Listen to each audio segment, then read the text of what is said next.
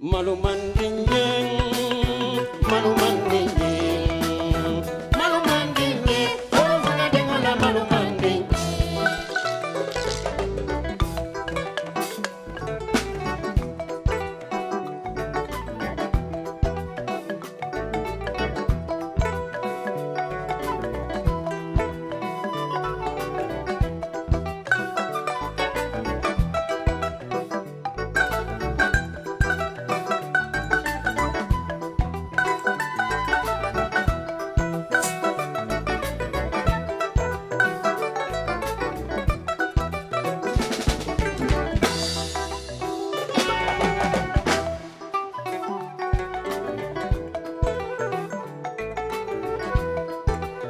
Malumanding, malumanding, malumanding.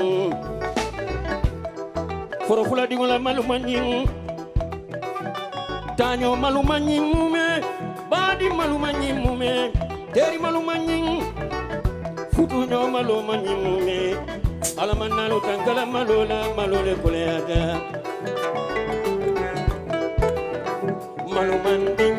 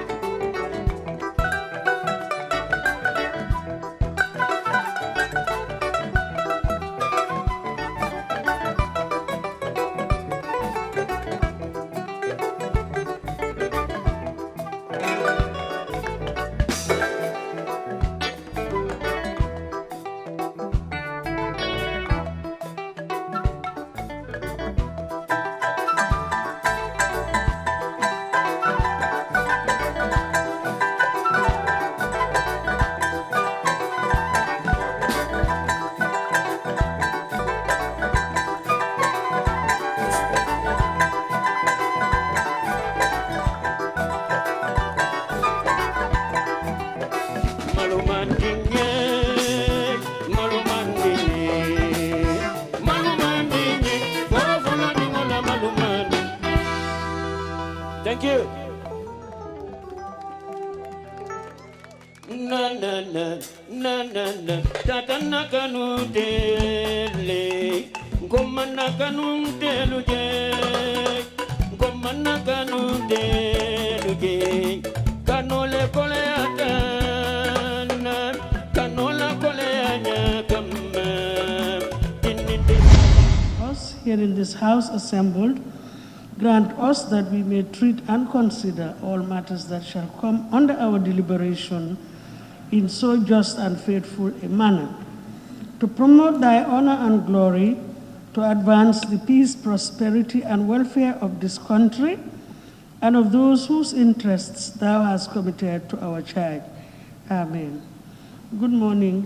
Please, can you be seated? Thank you.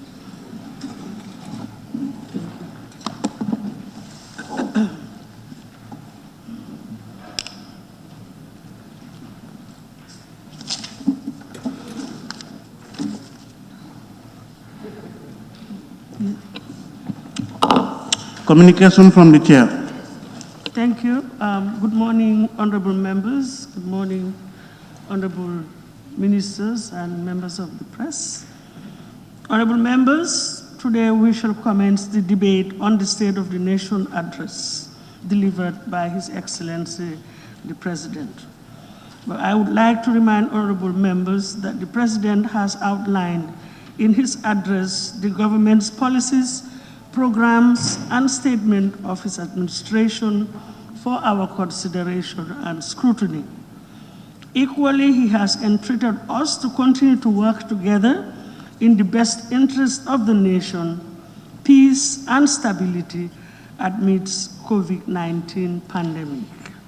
Therefore, I wish to reiterate that we must nurture our young democracy for a peaceful and prosperous Gambia, and in doing so, I kindly urge honorable members to reflect and debate on the address with due diligence. Now, thank you all for your attention. Clerk, can we proceed, please? Thank you. Correction and approval of records of votes and proceedings of the National Assembly sitting of Tuesday, 22nd September 2020. Thank you very much. Honorable members, the record of votes and proceedings of the National Assembly sitting of Tuesday, the 22nd of September 2020 is before us for consideration and adoption. Can any honorable member please move that the said record of votes and proceedings be considered and adopted? Any volunteers? Yes, Banjul Central. Thank you. Thank you, Honorable Speaker. I rise to move that the records of votes and proceedings of the National Assembly sittings of Tuesday, 22nd September to be considered and adopted. Thank you. Thank you. Any seconder? Yes, Combo East. Thank you, Madam Speaker. I rise to second the motion. Thank you. It has been moved and seconded that the record of votes and proceedings of the National Assembly sitting of Tuesday, the 22nd of September 2020 be adopted. Any issues or observations from honorable members? I believe the records have already been circulated. Yes. So we'll start with page 1. Thank you. Page 2. Yes, Jara East. Jara East page. No, you said page 2. I said we are going to page 4. You said page.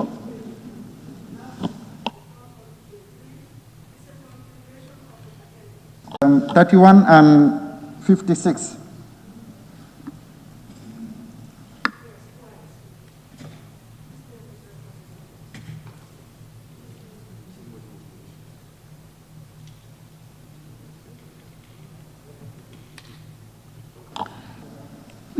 Yes, Janjambure, thank you. I think number 57, Sanamentering is wrongly spelled. 2157. I said 57, Sanamentering is wrongly spelled.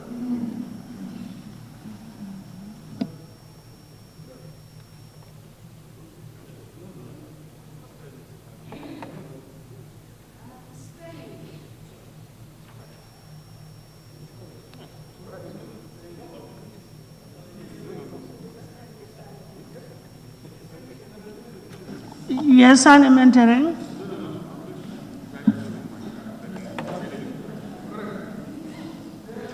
Are you saying it is correct? Just trying to show him my tag, to show him that. NI? Yeah. Is NI? Yes. So what is on your constituency? It's the Or same. is NI? It's the same, yes. Okay. So he says it's correct. Thank you. Any more on page 3? No? Page 4? Yes, I'm Jara East. Yes, thank you, Madam Speaker. Page 4, the following National Assembly members were absent with permission. It's 1 member instead of members. Yeah.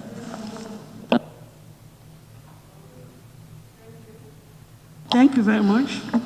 Please. Yes, Lower Fuladu West. Thank you, Honorable Speaker. The vacant seat of Nyamina West is not mentioned.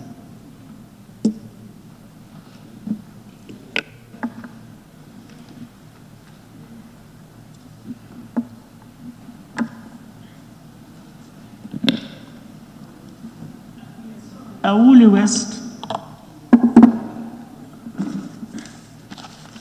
Thank you. Page 4, the paragraph on the communication from the chair.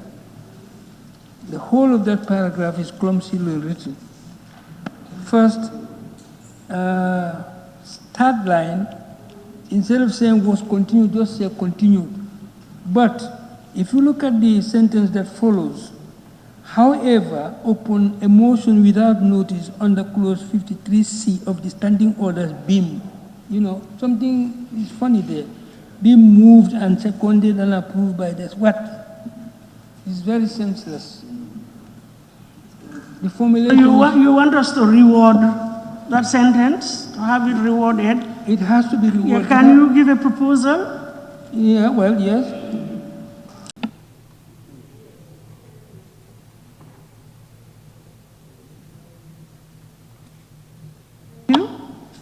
Any more on page 6? Yes, Jara East.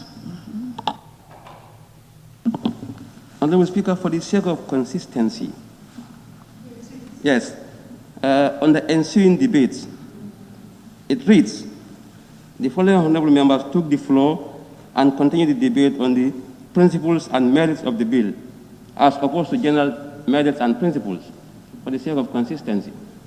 Thank you. Thank you. Page 7.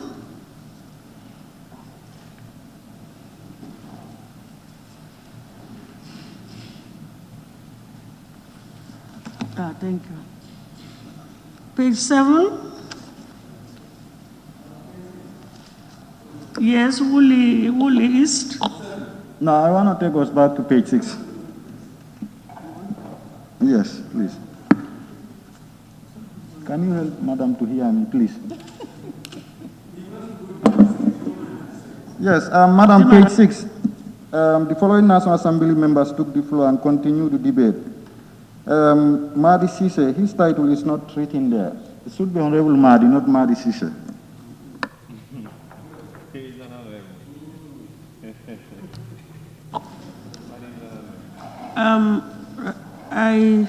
Okay, thank you.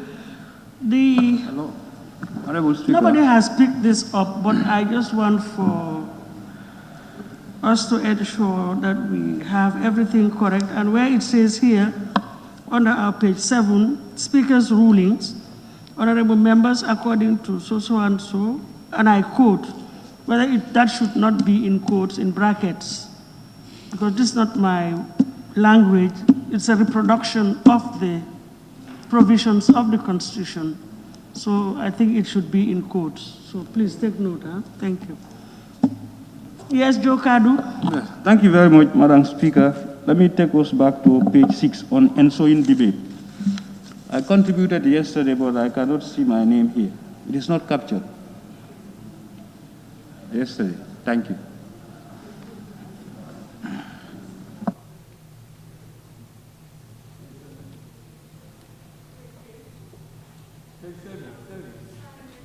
Page 8, Parliamentarian.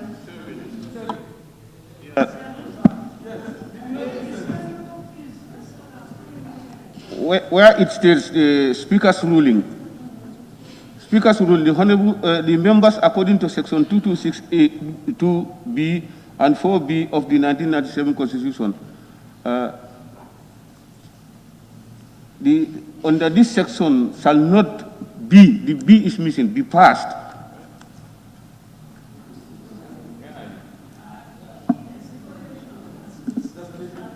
Page 7, yeah.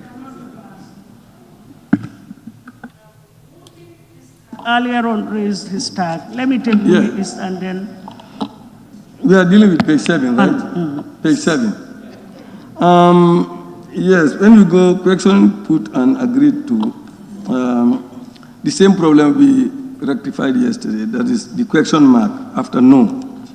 And then when you come to Speaker's ruling, it says, honorable members, according to Section 226, 2B, and 4B of the 1997 Constitution, reads. So we say, which reads, and I quote, I think that will flow. And then when you come to the last paragraph, you say 3/4 of all the National Assembly as required. I think we put members there. 3/4 of all the National Assembly members.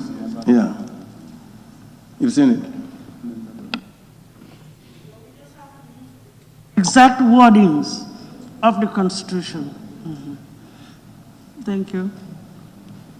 Any more corrections? Yes, Basse? Thank you, Madam Speaker. I'm not comfortable with the submission of the member for Kantora. The word draft, the document itself, there's no word draft on this document. And this is the document we are talking about. And if you look at again, it is being repeated. Look at here for consensus purpose, if you go in by draft should be here again. Where you have honorable members, it has been moved and seconded that the bill entitled the Constitution. So are you going to put there the draft Constitution again? So therefore, her submission has to be considered. Thank you. As I said, we were guided by this. And what it says here is the Constitution of the Republic of the Gambia 2020 promulgation bill. It is still, it's a bill. Thank you.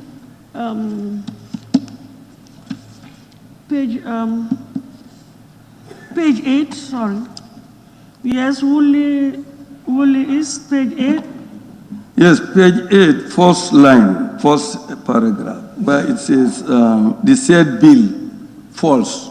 So we are reporting, it's in the past now, the said bill has fallen short. I think that'll be better.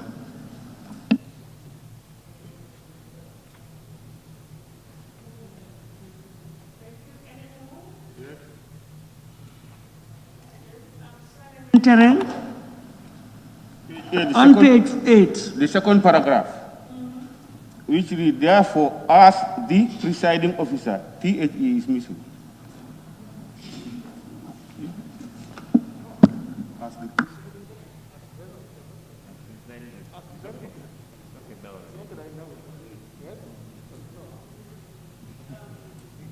Yes, noted. Honorable member for Lower Badibu, yes. I saw your tag on, no? Yes, Honorable Speaker, I'm not comfortable here. I just need an assistance there. Where it says the Speaker's ruling, Honorable members, according to Section 2262, B and 4B of the 1997 Constitution, reads, and I quote, I believe the Speaker is not quoting from herself. She is quoting from the Constitution. I believe it has to be she quote, because she is not speaking for herself, she is speaking for us, the Assembly.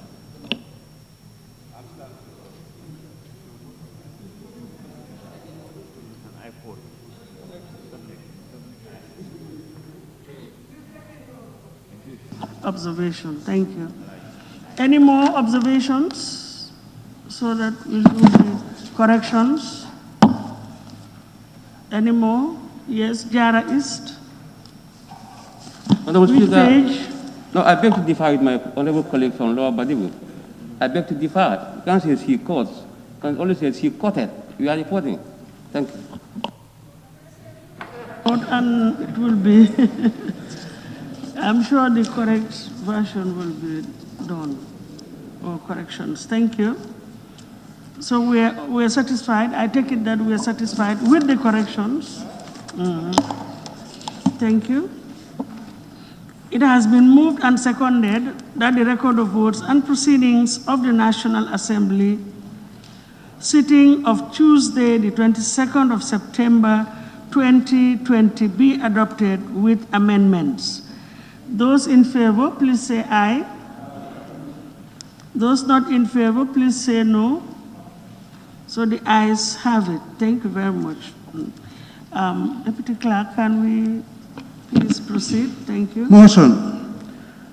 Debate on the State of the Nation Address 2020 delivered by His Excellency the President of the Republic on Thursday, 17 September 2020. Thank you very much. Honorable members,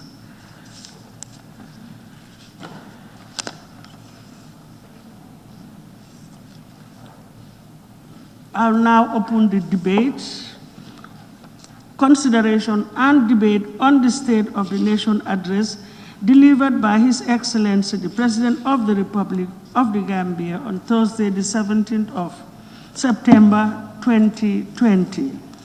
May I request that any honorable member who wishes to take part in the debate may do so by raising his or her constituency tag to be recorded and will be given the floor.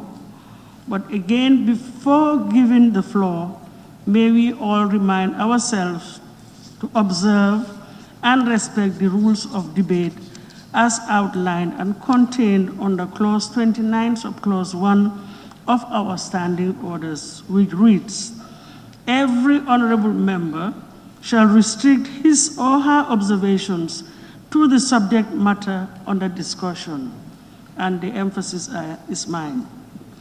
Furthermore, Clause 30 subclause 1 also reads, and I quote, debate upon any motion or amendment to a motion or upon any bill, part of a bill, or amendment to a bill shall be relevant thereto, except in the case of a motion for the adjournment of the Assembly.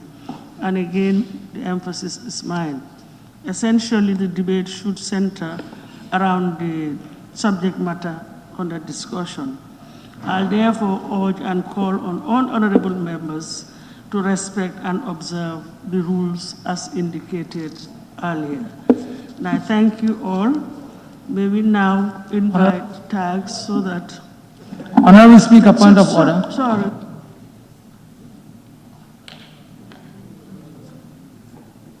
Before we take the list, the tags, may I just recognize the presence of Her Excellency, the Vice President of the Republic. Thank you. Yes, Central Badibu, your tag was up. Yes, point of order. Yes, clause 51. 51, matters of the day. A member may seek leave of the Speaker to make a statement to the Assembly on a matter which fulfills the criteria specified in paragraph 3. A member seeking leave shall submit a formal request writing to the clerk not later than the time provided in paragraph 4, outline the subject of the matter proposed statement. I wish to make a statement with your permission, Honorable Speaker, and I have submitted my request to the office of the clerk.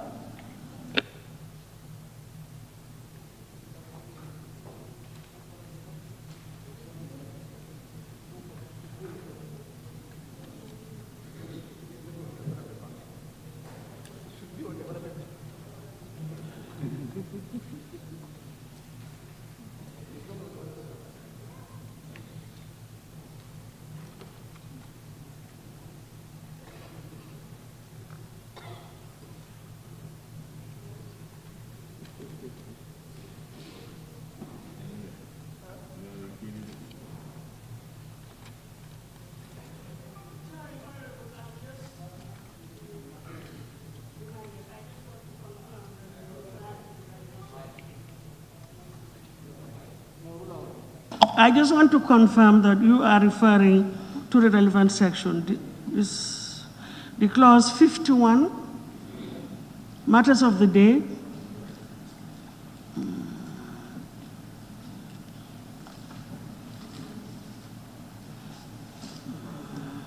Okay.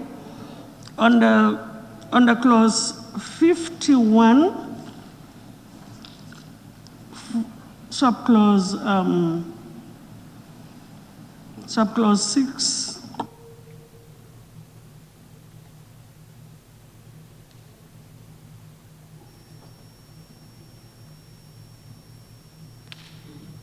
Yeah, that's what I'm saying. That under clause 51 of the standing orders, and specifically subclause 6, which states, if the Speaker gives leave for a statement to be made, he or she shall allow the member to make the statement as soon as reasonably practicable. So leave is granted for you to deliver the statement. Thank you. So you can go ahead. Thank you, Honorable Speaker. Honorable Speaker, with your kind permission, I wish to make a statement and register my concern on the increasing number of deaths of Gambian women, particularly of recent. Madam Speaker, the saddest and unfortunate thing is that most of these deaths happen at the very termination of their pregnancies, that is during labor, needless to recount the numerous complications and sickness that women have to endure throughout the period of pregnancy. Sadly, Madam Speaker, while there is expected to be joy at the end, after all, that pregnant women go through the worst awaits them during delivery.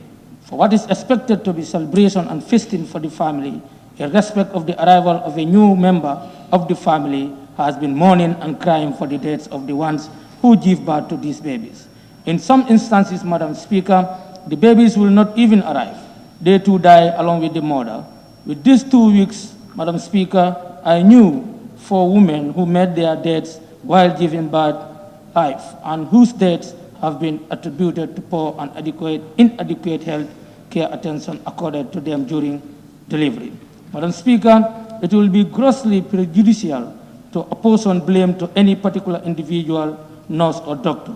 However, it is about time we sincerely interrogate our concerns and type of healthcare system that we have for our people.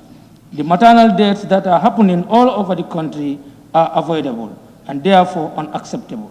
Madam Speaker, it is about time as legislators that actions are taken to rescue ourselves and our women from these avoidable circumstances.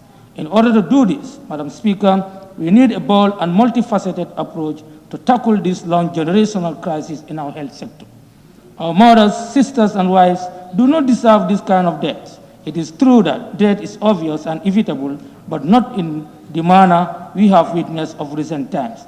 This country needs a better healthcare system to take care of our people, particularly our women. In conclusion, Madam Speaker, I wish to move a motion for the Minister of Health to come and give detailed statistics on maternal deaths in the country from January 2020 to date, the primary causes of their deaths, and what the ministry has done or is doing to remedy the situation. I thank you all for your kind attention.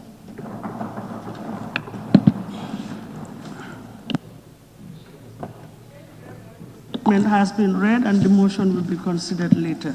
Thank you very much. Point of order, Madam Speaker.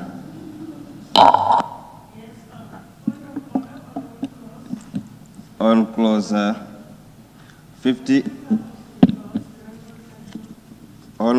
51(4)(a). Yes, it says a request under this standing order shall be made. Yes. A request under this standing order shall be made not later than 9 a.m. on any sitting day. 9:30 a.m. on any sitting day, and the time now is after 11. So, if you read it, a request under this standing order shall be made no later than 9:30 a.m. on any sitting day. Honorable Member, let's first of all understand that our official time here starts at 10 o'clock, number one. Number two, the request was made much earlier than 9 o'clock on the sitting day. So I would overrule your objection. Thank you. Please, can we proceed? Thank you. Honorable members, can you raise your tags for your intervention so that it will be recorded? Yes, from here. Please, can you?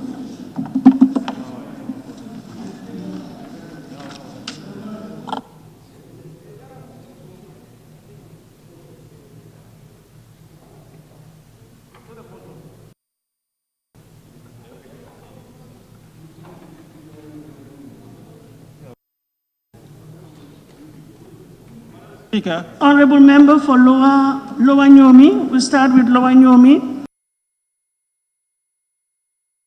Yes, thank you.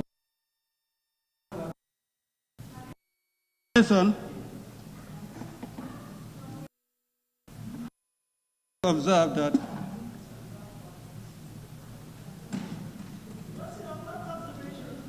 I have before me proposed motions that the motion will be dealt with later. Yeah, what I'm I saying. did say that. Thank you. Maybe you did not hear it. Please, thank you. Start with Lower Nyomi. Thank you, Madam Speaker.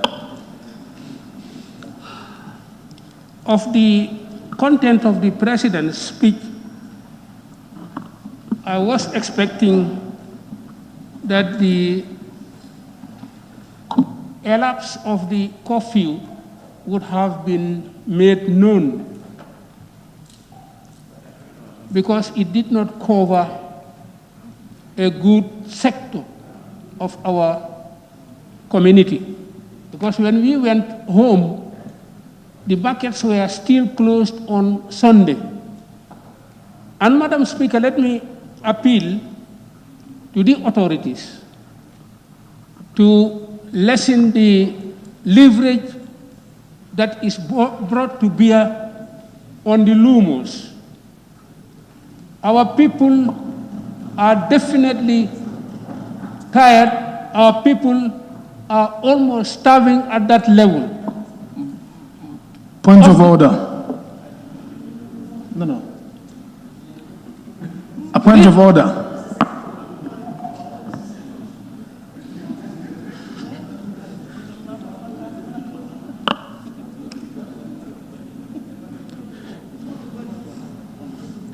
The statement. Honorable, we are debating the President's address. The President's address. Madam, allow me Yes, to- but it appears as if you're talking, you thought that it was an adjournment debate whereby you can talk about anything. Let's confine, just a second.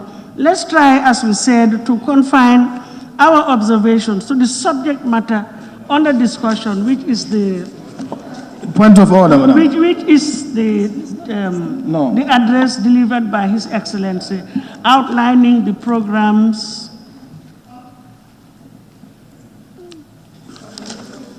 and policies of his government. Yes. Point of order. Can you allow a point of order? Somebody wants to raise a point of order. point Just of a order. second. Thank you, Please, Speaker. honorable members, please. I am appealing for all of us to be orderly. We all cannot speak at the same time. We have to respect the chair and the rules of procedure that we have already adopted. So we are all at liberty to take the floor, but it has to be done according to laid down procedures. Please, I'm just appealing. 2 or 3 people who cannot take the floor at the same time. Thank you. Yes, Cantor? Madam, it's a point of order. When a point of order is raised, the Speaker is obliged to allow the person to refer the Assembly to the relevant provision. I'm raising a point of order 51.8. No individual statement on a matter of the day shall exceed 3 minutes, and the time allowed for the matter of the day shall not exceed on 3 minutes. The member is not touching on the statement made by the mover. He is dealing with the President's statement. Thank you.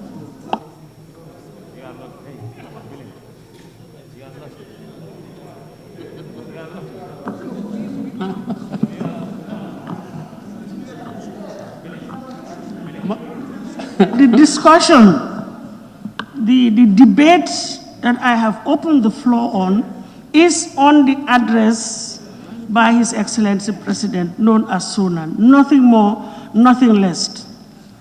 As for the statement, this is not the first time that a statement on matters of the day has been made. It has been done here earlier on, and there was no debate on that. So please, let us proceed. Observation, Madam Speaker. Observation. Please, I am not allowing any more observations. The honorable member is on his feet. Please. Thank you. Can you proceed? Madam Speaker, as I said, To clarification, Honorable Speaker. I didn't hear the elapse of the curfew as was part of the content of the speech of the President. And I wanted to I was expecting also to hear that there was lessening and allowance for the LUMOS to operate countrywide. That's my intervention.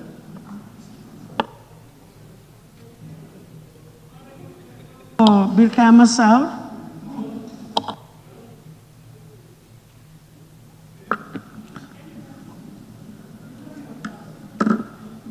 Thank you very much, Madam Speaker. First of all, I want to seize this opportunity to thank the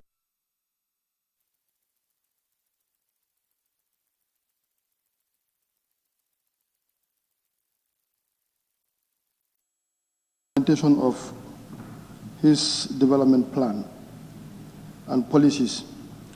And in the same vein, I also want to thank the authors of this report, which is well crafted and well written.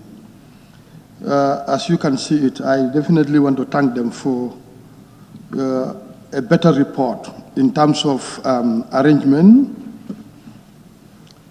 From there also, Madam Speaker, I just want to start with defense. I have few observations with regards to this particular statement made by the President. The defense aspect of it is, which is very key. If you look at its bullet number 2, I want to quote, in responding to the call to duty, the Gambian Navy has intensified routine sea patrols to enforce the law and ensure the security of our borders and the territorial integrity of the nation. This is something which is very, very key, Madam Speaker. One thing I'm not very much comfortable, and I definitely was expecting this thing to be captured. What type of strategy? You're talking about the territorial integrity and our borders in terms of water. How about the land areas? And I have been crying over and over with regards to the area in which I'm coming from. It's very threatening right now. Our country has been seriously encroached. And if you look at it, the territorial integrity of this country has been compromised over and over. I even spoke to the defense minister during his routine tour on security installations all over the country. Dar es Salaam in particular was mentioned. Especially just during this COVID-19 period, whereby when the borders were closed, we have seen incidents whereby our own security officers have been assaulted by the Senegalese authorities, and this is a big problem. Madam Speaker, this is a potential conflict between the two countries, and it has to be the approach has to be very serious and concerted from all aspects. That is why I've been dealing with regards to this particular area.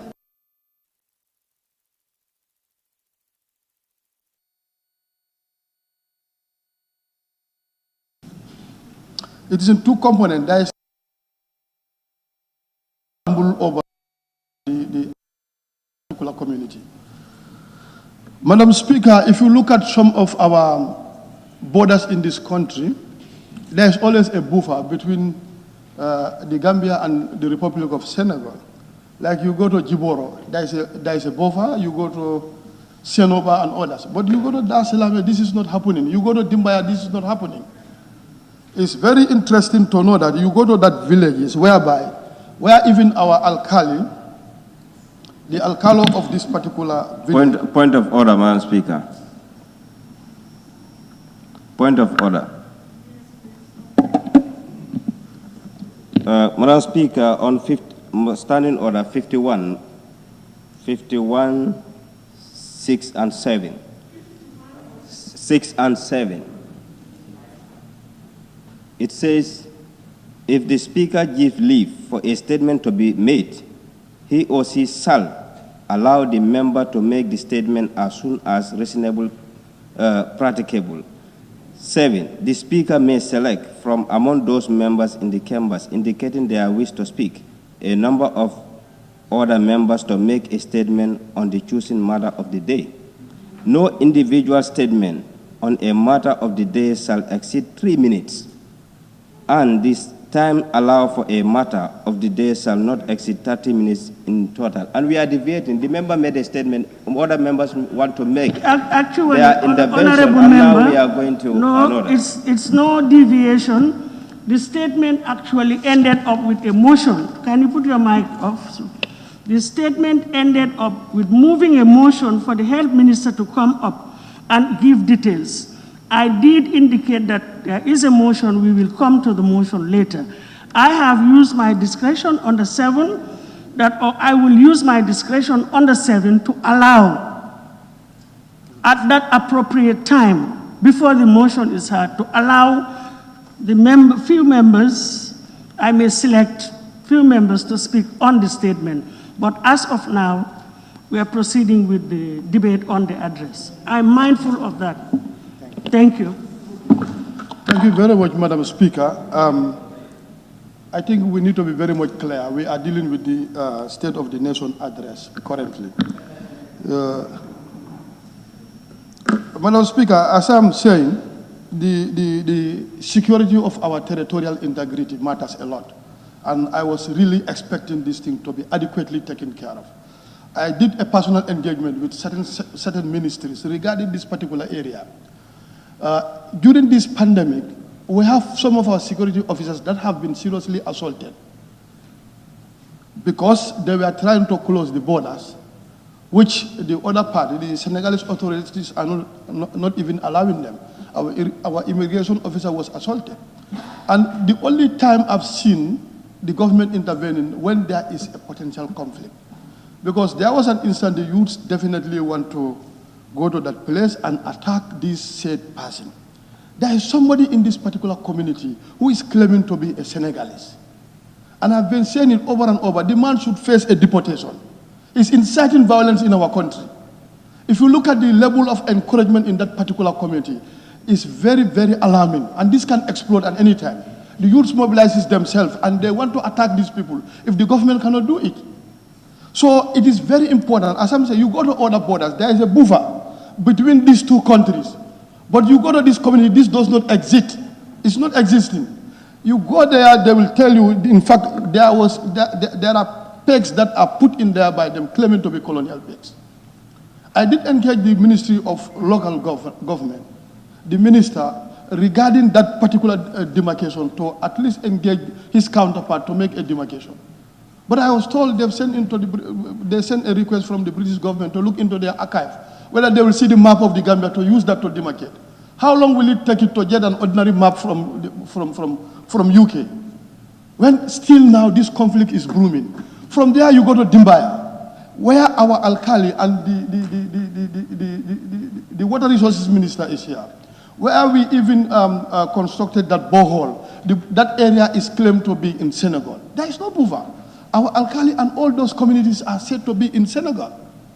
So that one needs a real attention. I've been saying this over and over. So I was expecting this type of the territorial integrity of this country need to be protected. Not only with the water borders, but the land borders need to be defined. And we have to know that this is our territory. Anytime, there are a lot of issues happening in this area. I've been saying it. And it's better we approach it and resolve it amicably. If not, this can be a potential conflict between the two countries.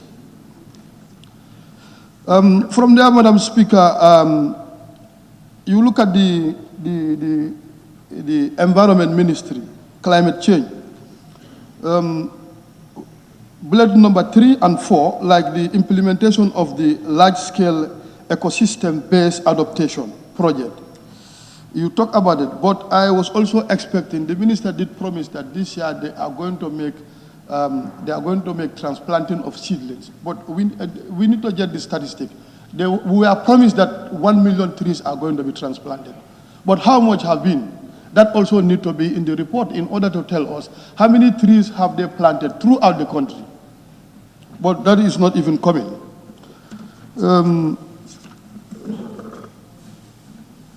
Madam Speaker, to my special ministry, the Lands Regional Governance, which is one of the ministry confronted with the highest number of gaps as far as I am concerned. because there are a lot of potential conflicts when you come to the land issues in this country. Yes, the Land Commission have been constituted, but how functional are they? Because if you look at the increasing number of land crises, especially in our area, I even want to believe that if there could be that connection where they can allow some traditional owners, chiefs and the governors, to team up with the traditional owners of that area to make sure that they resolve these things. But if you look at the manner in which it is done, it's serious. You go to a part in my community whereby people go with a lot of weapons at that land conflict, attacking one another. Because I've reported to the minister, I reported to the PS and the governor regarding that particular area. But up till now, it's not solved. Last time I was in Busura, I was told a soldier went there with a gun. And this was very serious. And I informed the authorities about this. So it's better we come out with a land policy, especially policy regulating the estate developers. They are seriously encouraging into our land to an extent that we'll have a problem when we come for industrial development, or if we come for maybe agricultural production within this greater Banjul area. It's going to be difficult. The trend in which the estate developers are encouraging is serious, and there's no policy regulating them. And most of them are creating conflict. You go to almost all the villages, there are conflicts. People claiming that they own this land, the estate developers, they give it to the estate developers. So it needs to be resolved. These are the areas where I want to lay specific emphasis, and I will want to wait until if we come to the adjournment debate to top the other part. Thank you so much, Madam Speaker. I want to resume. Very much. Honorable Member for Banjul Central. Thank you very much, Madam Speaker, for giving me the floor. Madam Speaker, according to the President's address last week, I have few issues to talk about concerning different ministries. First of all, I will come to the Minister of Foreign Affairs, International Cooperation, and Governments Abroad. Madam Speaker, we all know that the whole world is in trying moments since 9 months ago, since in January. We are facing so many difficulties, and Gambia is part of it. We all know that our government at this present stage cannot meet all its short-term plans because of the COVID-19. And it's not affecting only the Gambia, the whole world, as I said. But yet still, the government is doing some efforts. As I can see in the President's address, the government was trying to downsize the embassies that we have, the foreign missions all over the world, which is very important. But due to COVID-19, it is not able to happen. The government is really spending a lot of money in foreign missions, and I think that it was a very big mistake to establish many missions all over the world, or in many parts of the world. We can always strategize. Like, for example, in West Africa, we can have 2 missions, one in the for the Francophone countries, 2 for the Anglophones. That, for example, an embassy can be in Ghana and will be responsible for Nigeria and the countries around that area, and another in Benin and the like, and it will be responsible for the countries around those areas. This will help. But if we want to open foreign missions everywhere, the Gambia will not have the capacity to fund those foreign embassies. After the elections in 2016, we all know that many embassies have been established. Maybe it was just because of political reasons, just to satisfy some people or to compensate some people. But we all know that it is not into our interest. So coming up with this initiative, it is very good. It is very good to do that, to close some embassies and to recall the diplomatic personnel to do staff monitoring program. Because sometimes so many people are sent to these embassies, just as I said, just because to satisfy some people or to compensate people, which is not fair. Some of them are even overloaded. But doing this will help a lot. And then we have to put a mechanism to control it again for it not to be overloaded again. Like, we should avoid whenever a person is removed from his or her position, like for example, a ministerial position, and the person wants to compensate the guy again or to make the guy or the person happy and then send it to the foreign mission. Then we'll be doing the same thing. We'll come to this point again. So I'm appealing to the government to avoid such things. Going to Interior, we have all seen the efforts that the Security Service have been doing during the pandemic. The immigration, the police, the fire service, you name them, they have been doing so many efforts to control the border, to make sure that everything is intact. But we have a problem. We have so many porous borders here that we all know that our officials cannot control to the level that we want them to do that. The main thing is that they don't have the requirement equipment or the materials to do that. Like for example, immigration officers don't have enough vehicles, motorbikes. Police, the same thing, they don't have enough vehicles and motorbikes. So for them to do their job, it will be very difficult. It will be very difficult to patrol all the borders. And the porous borders give us so many problems. So the government should look into that to make sure that they are well equipped. Doing this will always help us, because when we have these problems of emergencies, we can easily contain them. But if we don't prepare for this, when this type of problem comes, we always be in a problem. Before fixing it, it will go to a level that for us to control it will be very difficult. So I'm appealing to the government to make sure that all these security sectors are well equipped. It is very important.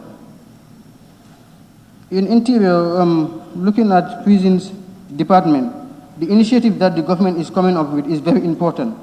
Trying to bring training programs, skill programs for the adult inmates, so that when they are out of prisons, they will be able to fit in the society, to have their professions, to be able to earn their livings. It is very important. But I'm appealing to the government, because so many people are complaining that, and some inmates who are in prison are complaining that the food is very poor. The quality of the food is very poor. So I'm appealing to the government to look into that, so that inmates will have the correct balanced diet, the food that they need, the quality food that they need for them to eat, to be healthy and to be very strong.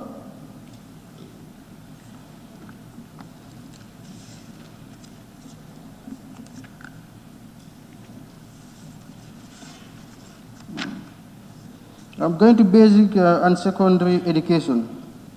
Honorable Speaker, we all know that since March, all schools have been closed, and children has lost a lot of learning hours, so many, and some even tend to forget what they've learned before, because the period they have been sitting at home, it's very long at the moment. They didn't do the third term, and we are coming into the next academic year, and I believe it will not start early too. So the government is trying to make a strategy here for the schools to recover their learning hours, but it will be very difficult. It will be very, very difficult. So I'm suggesting that school days shouldn't be only from Monday to Friday. It can be from Monday to Saturday. Secondly, we should avoid these midterms. Every time, 3 days midterms and the like. It's just waste of time. It's just waste of time. And coming to the next academic year, exams should be taken, let's say, at the tail end of the term. It shouldn't be early. Otherwise, kids will finish their exams, and then there will be maybe 1 or 2 weeks that they will sit at home or they will not be doing anything at school. So it will be very difficult for them to cover up the syllabus that they lost and the syllabus of this upcoming academic year.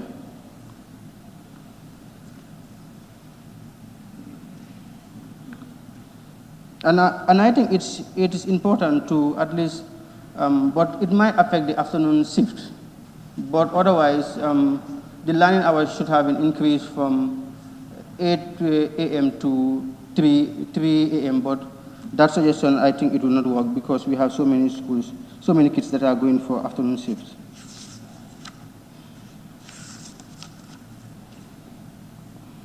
Honorable Speaker, health. The health sector have been doing a tremendous job, and still they are doing it concerning the COVID-19. But yet still they are finding it so difficult for them to do exactly what they are expected from them. Because, as I said, the health ministry was not well equipped. When this pandemic came, it was very difficult for them to contain it. At the initial stage, we didn't have so many cases. It was a bit easy for them, but for the past 2 months, we've experienced that we have so many cases. We end up trying to find new places for COVID-19 centers, medical centers and the like. But as I said, we should always be prepared for these things. Hadn't been that we have, like for example, in every district, we have a major health center. And in every region, we have a referral hospital. And in all the big villages, we have health centers. This would have enabled us to contain the COVID-19. Because in some of the hospitals, it is very difficult for the sick people to go there and medical personnel to give them attention, because most of them are concentrating on COVID-19 patients. And some are at home suffering with illnesses or diseases, and they cannot be attended. So it's good for the government to prepare themselves so that when these pandemics happen, we can easily be able to contain them without having much troubles. But yes, still, I will say a big bravo to the health personnel and all who are assisting in these trying times and moments.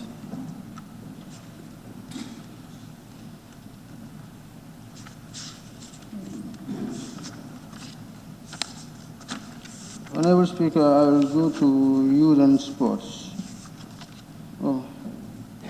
For higher education, research, science and technology, the government coming with the initiative of transforming GTTI and MDI to degree awarding institutes is a very good initiative. To be quite honest, it will help people or students who have the ambition to study technical courses. But many at times, they will start it and will not be able to achieve a degree in the Gambia here if they don't go outside, because GTTI only offer diploma and advanced diplomas. And some of them are very good in the areas, in the technical areas that they want to study. But yet still, we have to be very prepared, because like for example, GTTI offering technical courses. Presently, if you go to GTTI, what I'm trying to say here is that it's not organized at this present time, because if you go to GTTI at this present time, they're offering law, they're offering human resources, they are offering management courses and the like. It went to an extent that all those students who are not doing technical courses are given more priority than the ones doing technical, because they always occupy their classes.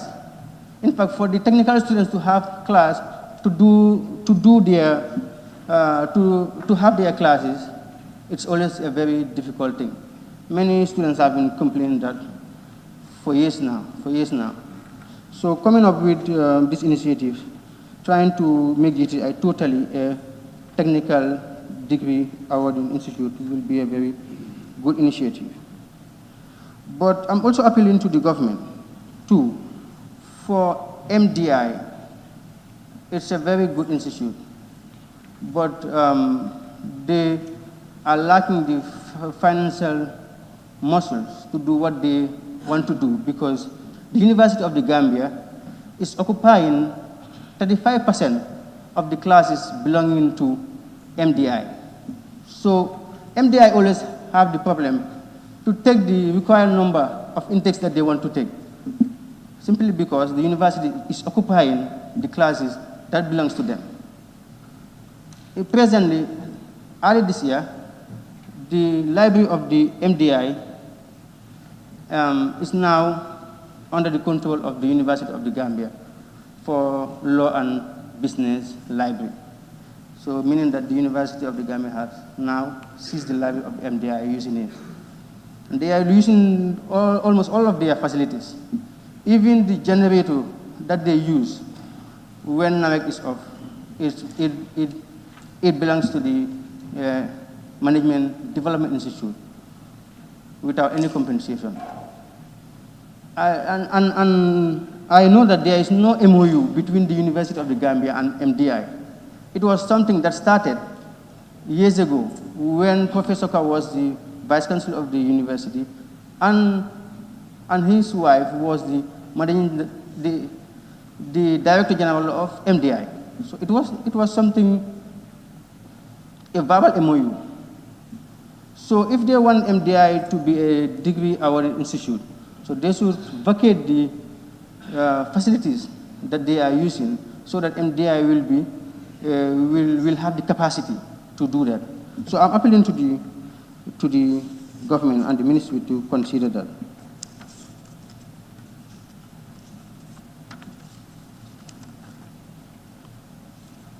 Honorable Speaker, Youth and Sports. It is mentioned in the President's address that they are working towards upgrading the Friendship Hostel to a 3-star hotel at an estimate of $35 million. This is one of the most important initiatives that the government wants to do. If you go to the Friendship Hostel, it is in a very bad condition, to be quite honest. The tourism committee went there for a visit sometime last year, and we all saw what is going on in that hostel or hotel. There is no major renovation since it was built in the 1980s. There is no major renovations. The condition is so bad. The rooms, the swimming pool, everywhere, the laundry, the kitchen. And coming up with this initiative, it will help the government. It will help the Friendship Hostel to be able to be having more customers. They have a hall there, conference room. Government can be patronizing them.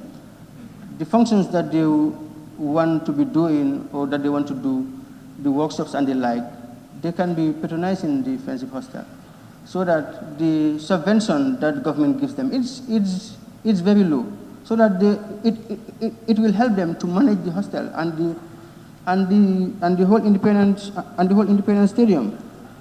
But without that, there will be a time that they will not even be able to use the facilities anymore. So with these comments, so these are the comments that I have in the SONA. So I think I'll take my seat here. Thank you, Honorable. Thank you very much. Nominated member, Honorable Ndayasin Cheka. Thank you. Thank you very much, Ma. I want to commend the President for doing justice to these constitutional matters, although better late than never. I was expecting it in the first quarter of this year, but thank God, it has come around this time. What I would have loved to see is the constraints that we have in this country. We have numerous constraints in this country. And what I would have loved to hear is that development on health, so that people will not be frightened to go to the hospital despite the COVID-19. But it's true, we had problems because of this COVID-19. But what is done? We commend the health committee for doing justice to go, because we know what is happening in the ground. We have to commend the Minister of Health and his team, but more needs to be done. Malaria, people don't even talk about malaria now. And is it that because of the COVID-19, malaria is no more existing? Is that so? Is it that because of the COVID-19, high blood pressure is no more existing? Or is it that because of the COVID-19, yellow fever is no more existing? All these things are on the ground. But now people are so afraid to go to the hospitals now.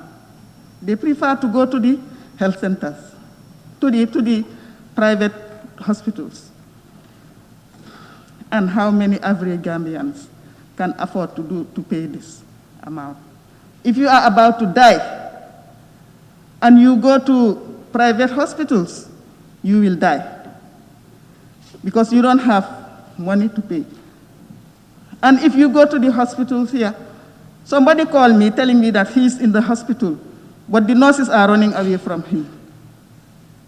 So as a result, we have to struggle and go to the private hospitals. These are issues that are happening in this country. Now, plans are on the way. I just don't know when plans will reach. Plans should reach. If we don't prioritize, if we don't strategize, plans will never reach. And many plans are on the way. So, that being the case, I admire the President coming to this National Assembly to deliver his address. But I would love, before coming to the National Assembly to deliver his address, let him, what is wrong with him paying visits to the departments to see what is happening? Sometimes cut and paste, sometimes are issues, and we should really do away from those things. I admire everything he said. We have a lot of problems, but what are the strategies to make sure that we overcome those constraints? Those are the issues. We cannot say that everything is going right. No. Especially we know that we are in this transition period. Number one. Number two, COVID-19 has struck us. We all know that there are problems, but we should find ways and means of solving these problems. We should strategize, work very hard. We should work very hard, including ourselves here in this National Assembly. We should pull our socks, work very hard, because we were the ones who stood here and sworn that we will do justice to this country. And any irregularities we do is waiting for us. All of us, including myself, the National Assembly members, executive, judiciary, everybody, we should pull our socks and work for the betterment of this country. People are looking at us. Some people know what is, sometimes people know what is happening. And some of us know what is happening. So that being the case, we call ourselves Muslims and Christians in this country. What is holding us from doing justice? Let us try by all means to make sure that all what we are doing is not in the interest of individuals, but the interest of this country. This is what I want to say, and I am appealing to the President to make sure that before coming up with any nation's address, let him do his thorough studies to make sure that he knows what is happening in this country. But plans are underway. My government is doing his level best to know that this and to make sure that this and this is continuing. This is what we have been hearing since time immemorial. We have been hearing such since time of since when I was in this country. I used to hear this. My government and I are making sure that plans will be done. Till when? I was hoping that after 2016 election, this kind of words will be away. But still, I am hearing it. And I am appealing that we do justice to this country. We are going, others will come. We are going, others will come. Let us do justice amongst ourselves. Let us try to see that problems can be, constraints can be overcome, and problems can be solved. Thank you. Thank you very much. Honorable Member for Fonyi Berefet. Thank you, Honorable Speaker. Let me seize this opportunity to commend His Excellency President of the Republic for fulfilling one of his constitutional mandate. This takes me straight to the statement made by the President under the Interior Ministry. A lot of achievements have been made by the police, but I felt that's what fundamental omission that should have been highlighted, that's of great concern to the nation. That's the issue of accidents. I have not seen any statement relative to accidents, and we are all aware that road accidents are taking a lot of lives in this country, particularly in my constituency and the West Coast region. But there's no indication as to what efforts the police are doing in order to mitigate such fatal road accidents. This is key. Concrete steps that the government intends to take in terms of reducing road accidents by way of installation of CCTVs and other traffic gadgets to contain the said fatal accidents. I would have loved to see that, because road accident is a grave concern to the nation in general, particularly my constituency. That takes me to the Ministry of Higher Education. The issue of Ndemban Skills Center has been mentioned over and over. I do appreciate the government's effort. However, a lot needs to be done. I'm aware of a lot of good things that are going under the scene. And there's one point in time, let me commend the Government Monitoring Committee that went to decide themselves to see. But then the more time it takes, the more dilapidated the building becomes. I was there recently, and then in other rooms, you can see the roof falling off, the doors falling apart.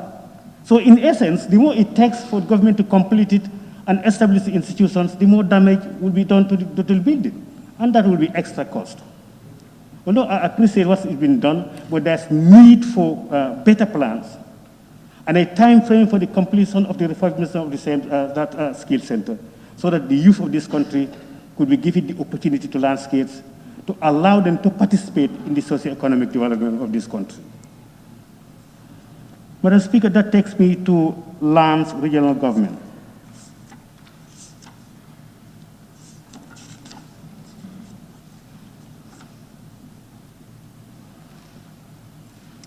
The Department of Community Development under the Ministry of Lands is now implementing participatory demand-driven community development strategies to enhance decentralized structures and support community-based organizations. That's a welcoming news. In order for the decentralization to take its rightful position in this country, the decentralized structures need to be supported. They need to be enhanced, they need to be capacitized. To be precise, the VDCs and the WDCs. That's a welcome news. However, one fundamental issue under that department that you know here, that's government's contribution in terms of the implementation of the decentralization process for the support that it intends to give to the local councils. That's not been mentioned. If you go to other policies, whether the Local Government Act 2002 and the Finance Act 2004, As clause has indicated what the government's responsibility is to the local councils, and this has not been mentioned. For those also the committee, local government committee, are aware of some of the scenes that are going on the ground. But this particular address is intended for the nation. So those people will not be privy to such information with regards to what government is doing to enhance the local councils. Madam Speaker, last but not the least, environment and climate change.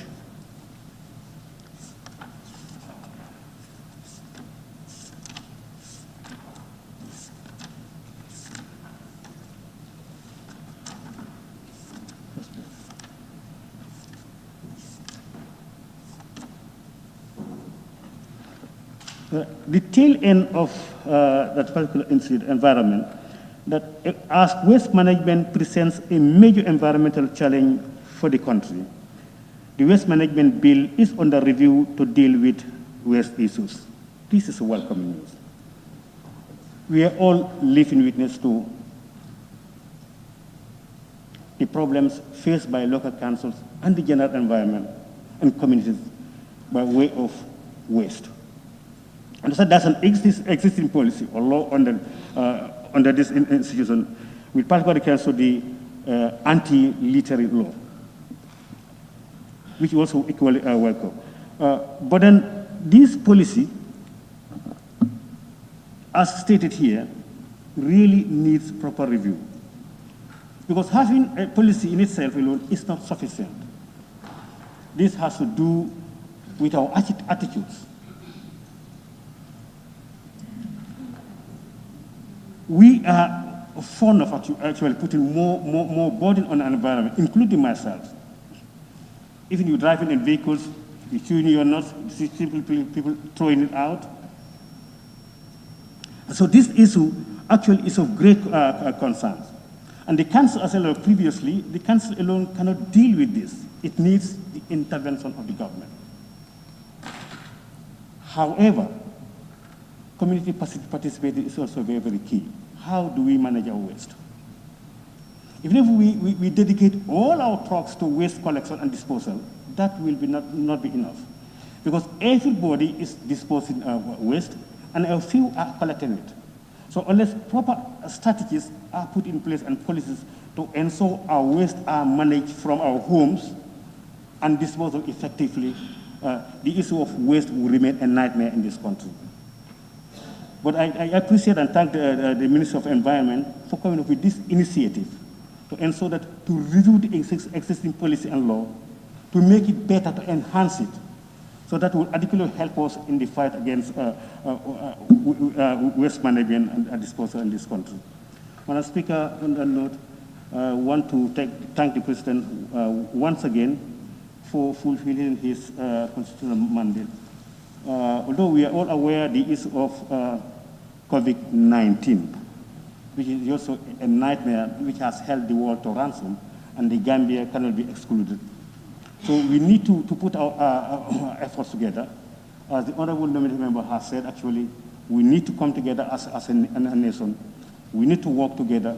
We need to put our hearts together to ensure we defeat this deadly virus. Madam Speaker, I thank you very much, and I beg to take my seat. Thank you. Yes, Honorable Member for Talindi.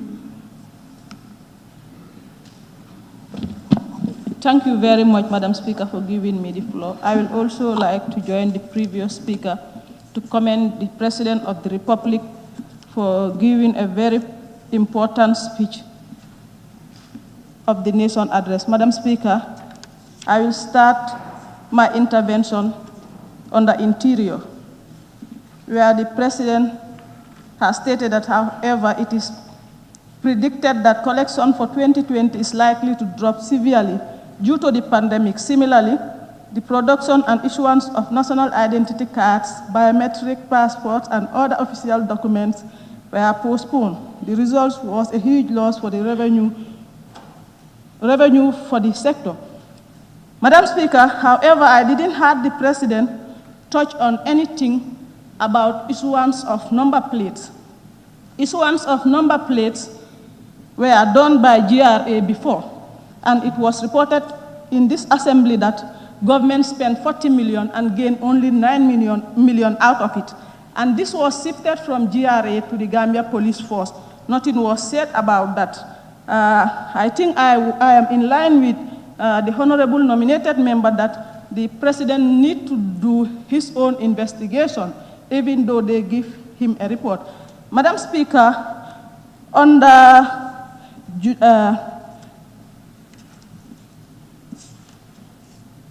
judiciary, he also mentioned of the speeding of justice delivery system so that some prisoners can be given bail and some will have justice at the most given time. Madam Speaker, I think they should also work hand in glove about this land dispute in the country, because sometimes people can take the law into their own hand if they feel that their justice is denied. Madam Speaker, sometimes you have a case at this district tribunal. If they want to scale down the courts, I think the local tribunal, they need to educate them. Because you may have a case there, you will be going for a year, day after day, and you will end up seeing that your time is wasting and justice is not done. This is why there are a lot of land disputes in the country. So I think the government or the justice minister should work in consultation with the with the district tribunal to help them to fast track their works. Madam Speaker, on the petroleum, I didn't also hear the president touch anything about the fuel dump at Mandinaring dump site. And I think it is very important for us to have a police station, fire station at this place, because it's in the mix of the community. Madam Speaker, on the health, I think the inefficient malpractice in the dumping, I didn't hear the president also talk about that. I think it's also a case for concern. And I also think on the, sorry.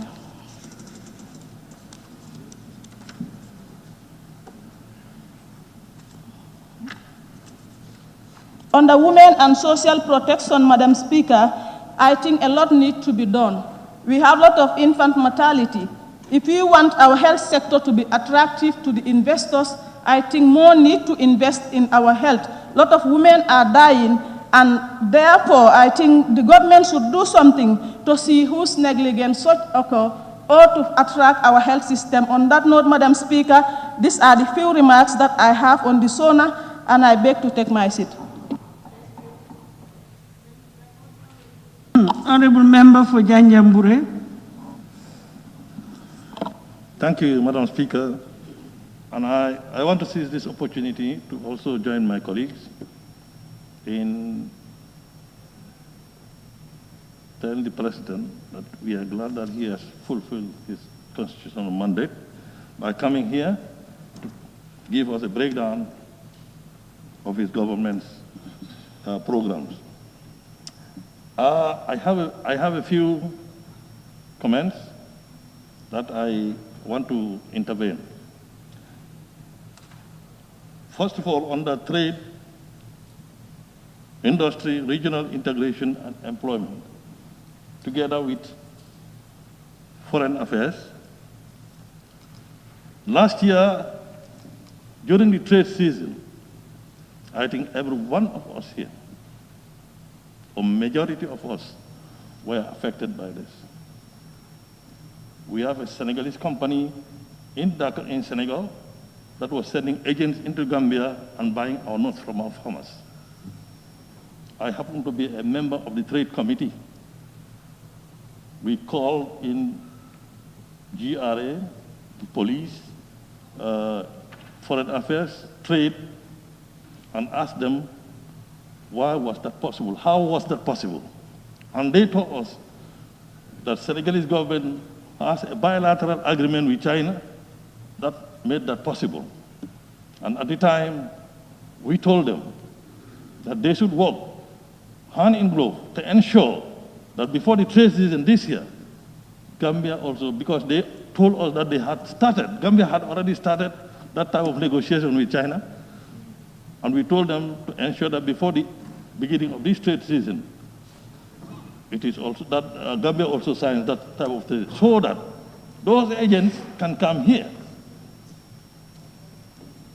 work with DGC, have their agents in the Gambia, create employment, and buy our nuts at a little more expensive price than what the government was allocating. So I thought of bringing this so that the Vice President would take a note on this, and it will be discussed with the ministries concerned.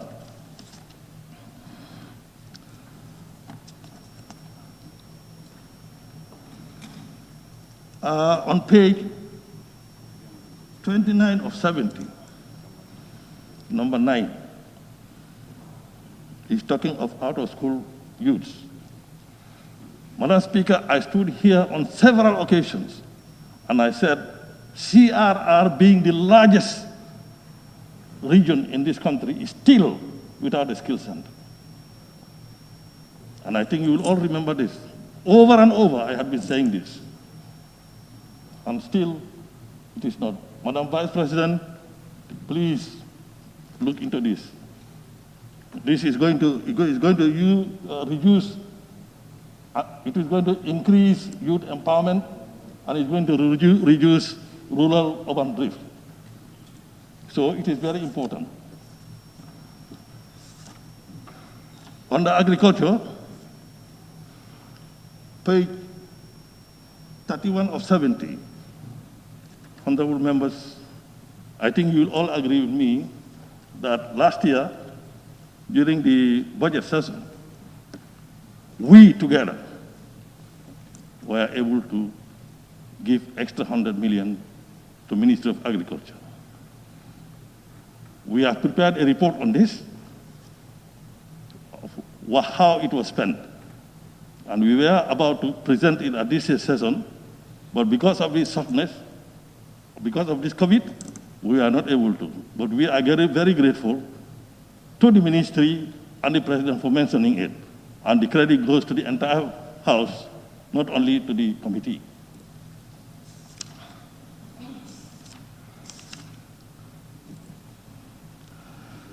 On page 36 of 70, why he talks about National Youth Service. Although it's going to be started this year, but I think this is a good venture. And I support this.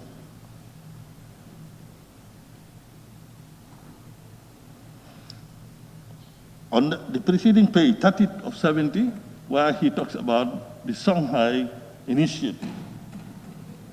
Again, I'll repeat it again, that Songhai Initiative, Madam Speaker, is very, very good, and it needs to be replicated in all regions in this country. What does it do? It creates employment for our youth. Because if you read this section, it tells you how many youths were trained from all over the country. But I was thinking probably if each region has its own, that will reduce tension on the one in North Bank. So I'm recommending, Madam Vice President, that Songhai Initiative is very good. It's not only creating employment, but not only to the educated ones, but even the uneducated ones who are interested in farming. So if it is replicated in other regions, it helps the youth to have skills.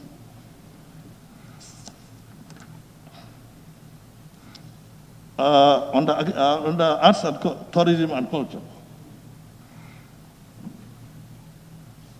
41 of 70, on the 2, it says, the door is open, now open for the Gambia, create industries to benefit from the UNESCO International Fund for Cultural Diversity. Madam Speaker, I think you will all remember Janjambure was among the first towns in this country that started cultural week that we call Chosan. And it later on was taken from us.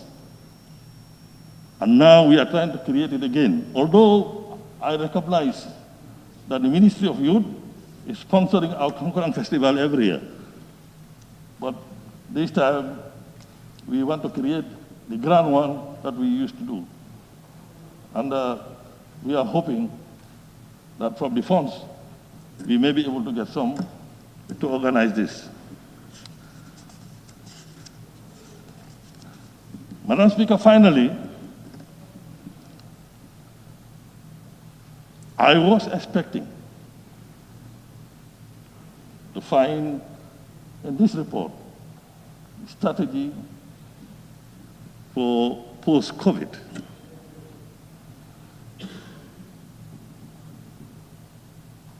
We order our goods from countries that are also affected like us.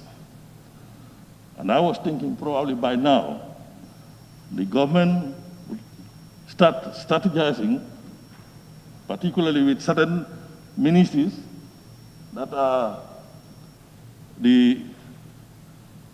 that increases the GDP, or that contributes highly to the GDP, particularly tourism, agriculture, and health. But I haven't seen anything on the strategy for post-COVID. So I think it is very important, and it needs concentration, because hopefully by the first quarter of 2021, COVID would be a thing of the past. So it is now that we start thinking of what do we do, how do we encourage those institutions that should be able to quickly contribute to our GDP to bring it back to where it used to be. So on those few notes, Madam Speaker, I beg to take my seat. Thank you very much. Honorable Member for Woolly West.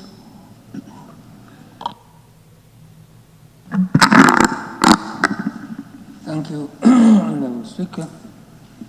Honorable Speaker, everything that we do must be critically examined and the purpose for which it is done. The address of the President to the National Assembly is not a mere formality. Anybody who views it from that point of view, you are wrong. It is not a mere formality. And it is fundamentally important because it is a yardstick that he provides for us to measure not only the National Assembly, but the very people that they are supposed to be serving. They need that yardstick to measure what they are providing against what is being done. That's the fundamental purpose of the nation. That is why it is mandatory. At least once, the President must address the nation through the National Assembly. At least once. And it is necessary because that yardstick is needed by every citizen to measure what is being planned against what is being done. What is being provided in terms of finances, in terms of funding, against what is really it is really yielding. That is the fundamental purpose of the State of the Nation's address, as we call it. So this little booklet, the address, is a sieve that you use to examine what is really happening concretely in this country. And that's why he has gone from every sector to the other sector. Because every sector is consuming the taxpayers' money. This taxpayer needs to know what I am providing for this particular sector. Is it really yielding what I need? members of the National Assembly. This helps to facilitate the operations of our oversight functions. We need this data to be able to do what is required of us by the people we represent. So it cannot just be a mere formality. And it cannot just be a mere reporting.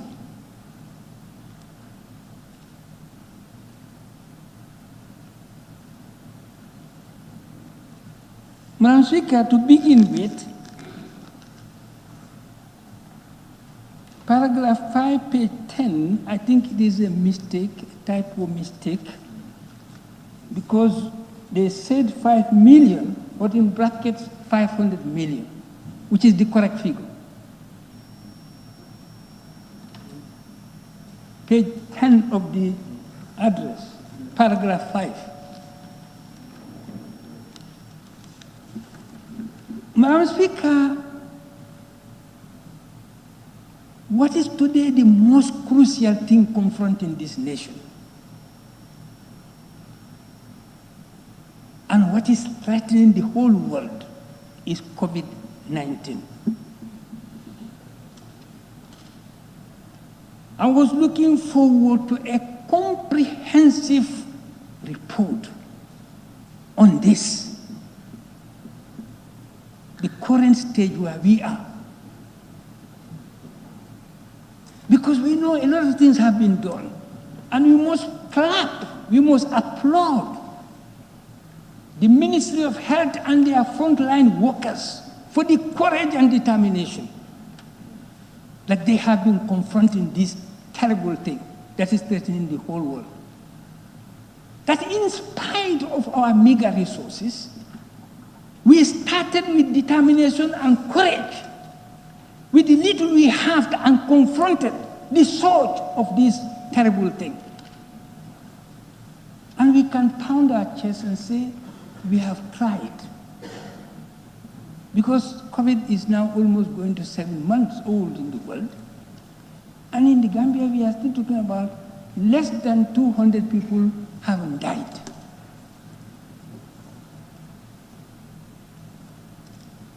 In spite of the meager resources and equipment that we have to confront this deadly disease.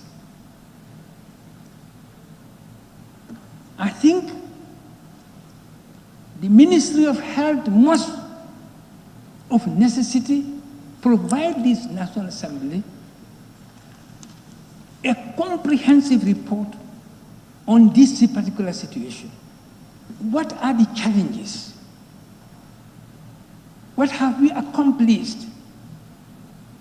And what do we still need to do? Because in the speech I'm told that there are 8 treatment centers are being constructed. But we are about 6 months, 7 months old. I thought this would have been the first thing that we should have considered. Because we can't do without that. But all the same, it is never too late for reason to prevail. I know a lot of things have been done, and there are a lot of difficulties to be confronted. And we still need resources to help this sector to be able to become powerful, strong, in terms of personnel, in terms of equipment, in terms of everything that they require to confront this deadly disease.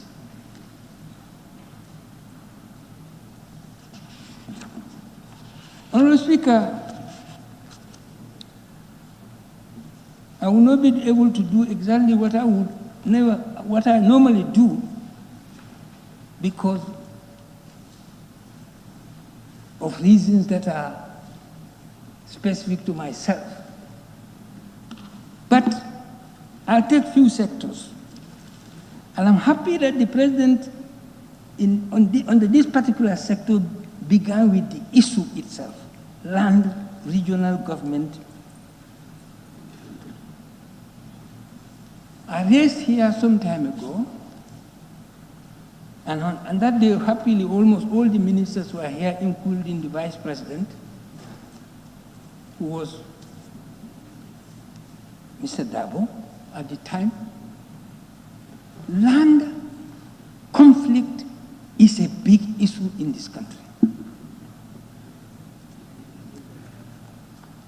And almost every constituency, there is a problem, land problem. And we cannot just sit by and look at this, because this is conflict between people, communities who are living together. In my constituency, there are situations where they have been there for almost 2-3 years, or more than that, almost going to 10 years. And these issues are not addressed. And this is affecting people who are living together, relatives. But it has jeopardized all that relationship. Friends have become enemies. Relatives have become enemies to each other because of that issue. And that is why government you must address this issue in a comprehensive and conclusive way, so that we can move ahead with development. Development can take place in rural areas as far as these situations are prevailing, and they are numerous. In my area, there is nowhere where there isn't one. I can't name not one, but many in my constituency. And I know how they are in other constituencies, so in the URR. But we are silent. As far as I'm concerned, no serious effort is being made to address the issues. And there is a need to do that. Otherwise, you are giving big problem to those who are supposed to live in harmony.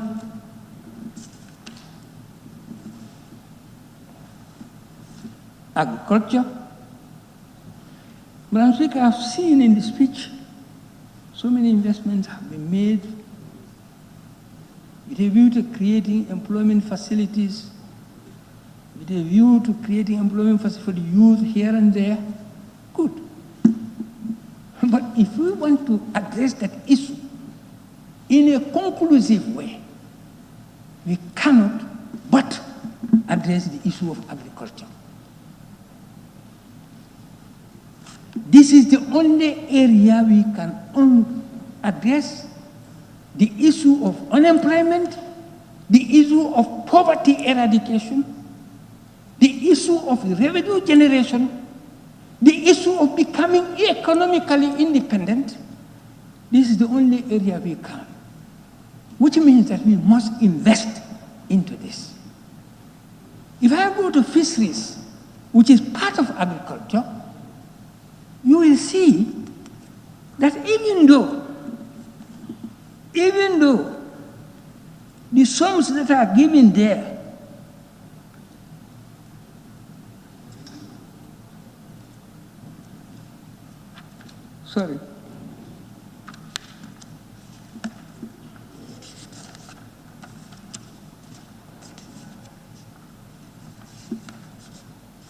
Yes. We are told in the first paragraph of that speech in that area that 178,710,608 dollars were generated by this sector. But we know, they have said it here, these are fishing licenses, fines, and fish landers. Supposing we empower this particular sector with the ability to invest, provide fishing vessels, and then we do the fishing ourselves. How many of our young people are going to work on those ships, vessels? How much fish or how much sea resources are they going to provide?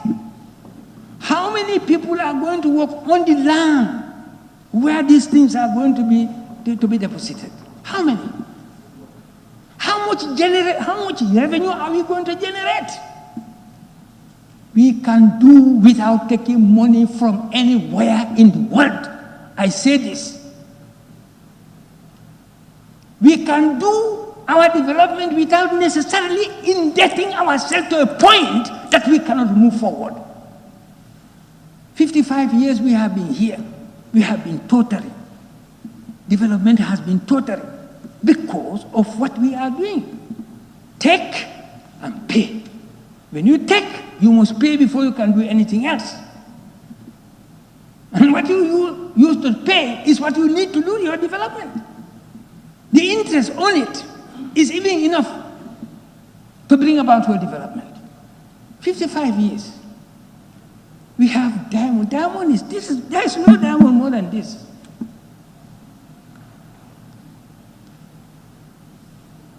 And we can even expand it because we can cultivate it. So, I think there is a need for us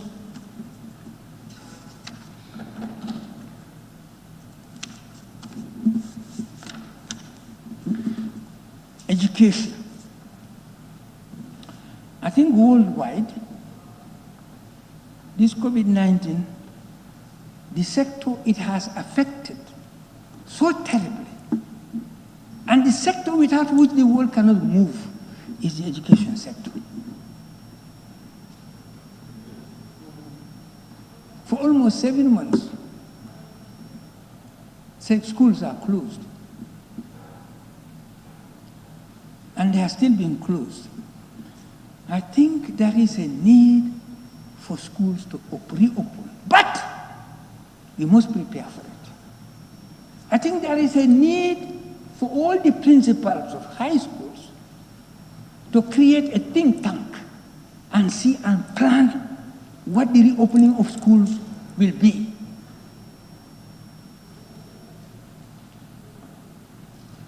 Upper basic principals should do likewise. Lower basic schools principals should do likewise. We must plan, but we cannot continue to close the schools because that means we are fettering development of knowledge, development of instruments required for the development of our country. COVID-19 is here with us. We have learned to put up with malaria. We have learned to put up with high blood pressure. We have learned to put up with all types of diseases. We must make COVID-19 part of that. We must plan and prepare ourselves to put up with it. But it should not deter and fetter our survival. Human beings have the capacity to overcome any difficulty. We have the capacity to overcome any difficulty if we use what we have. But this must be well planned. I see that it is they are preparing. But given the nature, the overcrowded nature of our schools, from primary to high school, this needs real thinking, real planning. Even if you say double shift, there is already double shift in every single school. There is double shift in every single high school and almost in every upper basic school. So that means that critically, we are faced with a very complex situation which needs real thinking, real planning. It is not just double shift, because double shift is already there. It's not just extending the number of hours. No, it's not increasing the number of days. It's not enough. Those also have their negative impacts. I was a teacher. Many of you were teachers. You teach from 8 o'clock up to 2 o'clock. A serious teacher. And they want you to continue from 2 o'clock to 6 o'clock. Your output is going to be affected. And the children you are teaching also are going to be affected. So that's why I'm saying, in the situation in which we are, we need think tanks. The principals must constitute that, to plan this more realistically and in a more productive way. But we cannot just jump and say open schools. There will be a tragedy of monumental proportions.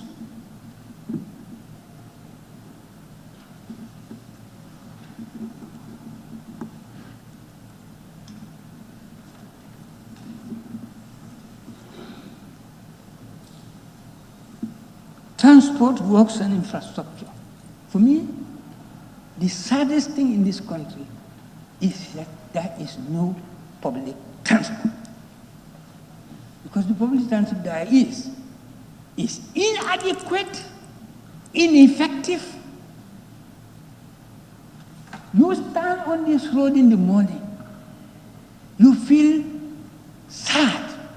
People stand on their legs, sometimes from morning up to afternoon, looking for transport to come. Once upon a time, that was not a big problem in this country. When we had, what would they call it, the transport company that was there before, GPTC. How many transports were applying this road? Banjul Serakunda, Brikama, all those places. They were here. Basse alone, over 10 buses were going to Basse. Almost every big village in Basse has a bus going there. That was possible some years ago. We are moving forward and we are going backward. What is that type of development? This is an industry which was generating money. The money being generated should be plowed back into production. But now it's dead, almost dead. One step forward, 10 steps back. And we say we are developing. C'est pas possible.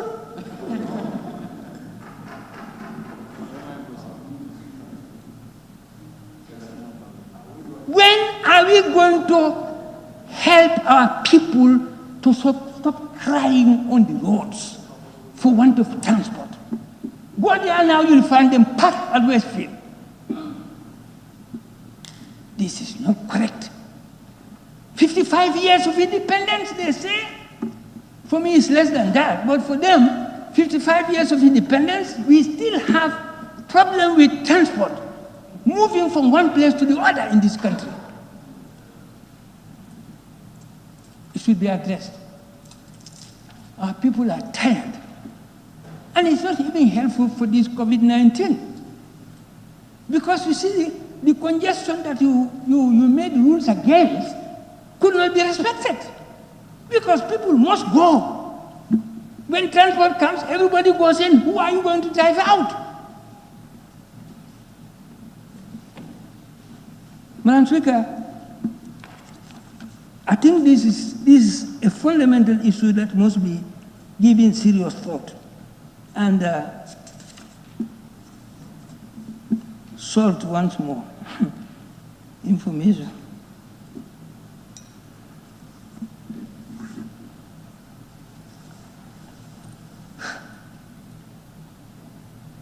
Every citizen has a right to information, they say.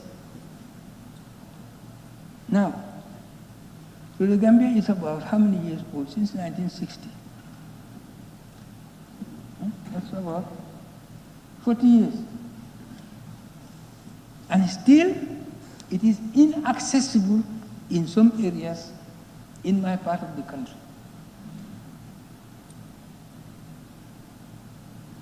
And we are all citizens of this republic. We are all paying taxes. Some have access to certain things to which others don't have. And we say we are equal before the law because we are all taxpayers. I think by now, at least radio, anywhere you go in the Gambia, you just to the Gambia, clear as this light. Should be like that. The technology in the world today does not permit that. That people are there, when you open it, there is so much noise, you cannot hear anything. You have to go through something, you know their, technical tactics. That's not enough, madam. And the same goes, that's why our people say radio combo or television combo. Because the ones here are the ones who have access, adequate access to it. To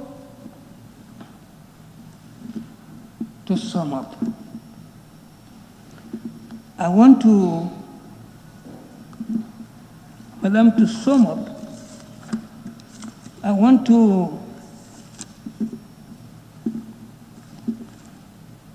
to cite and read, if you allow me,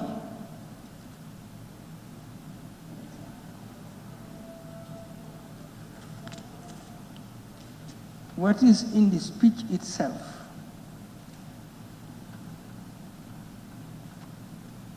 Because when you read them, you feel inspired. And we need to be inspired in order to be able to move forward. So I'm going to read these ones here.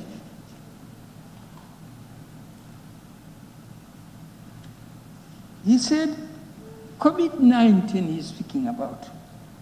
It has brought about a new social order. That is page 66, paragraph 4.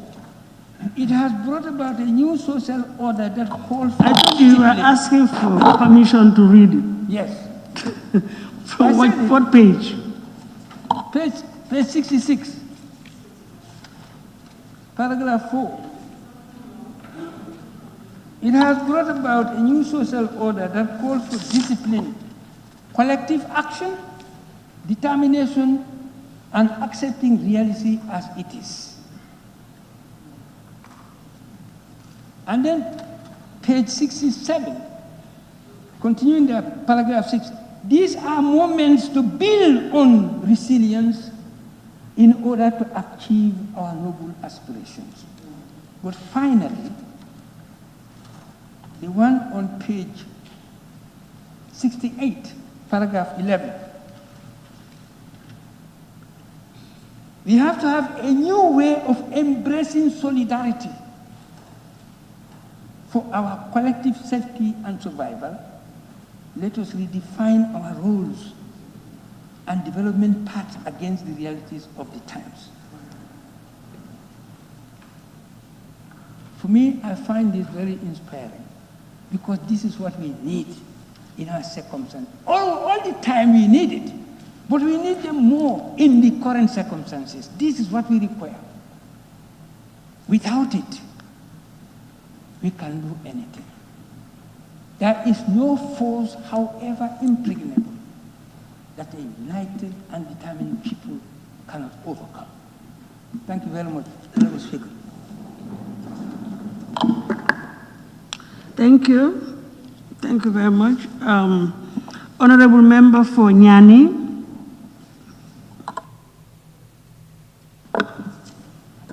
Thank you, Madam Speaker, for giving me the floor.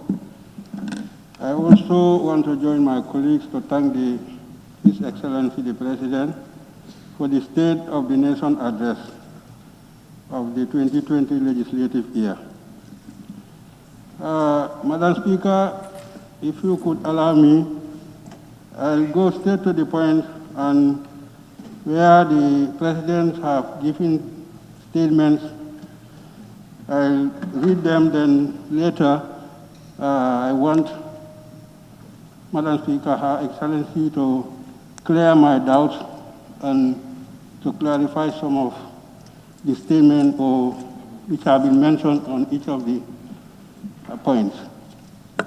Madam Speaker, on agriculture, page 24, page 31, with reference to inputs, 11,000 metric tons of fertilizer are available for sale, while 50 metric tons of groundnut seeds have been provided to farmers on loan, repayable from their produce. Here, I just want to elaborate few on the fertilizer side. This fertilizer for sale, Madam Speaker, it has given most farmers a problem and constraints because the way and manner the fertilizer have been sold was very tough for farmers because they have to go pay for to realign, then later go with their receipt to the depot to buy.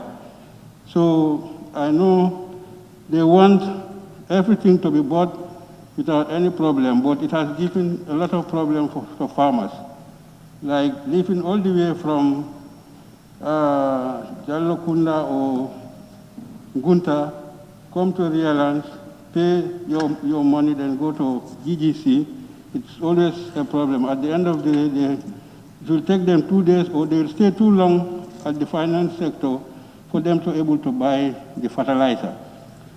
So, Madam Speaker, page 31, number 7 again, as additional support, variety satisfied seeds has also been disbursed to them.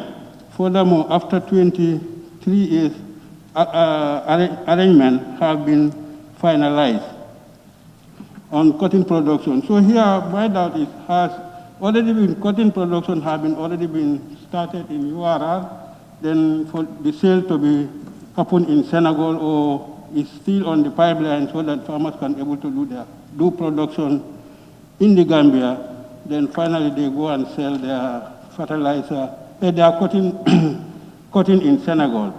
And I don't know what arrangement should be done for them.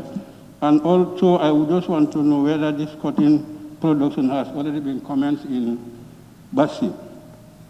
Madam Speaker, in the preparation, number 8, in preparation for the 2020 rainy season, government disbursed various items of machineries and equipment to our farmers nationwide.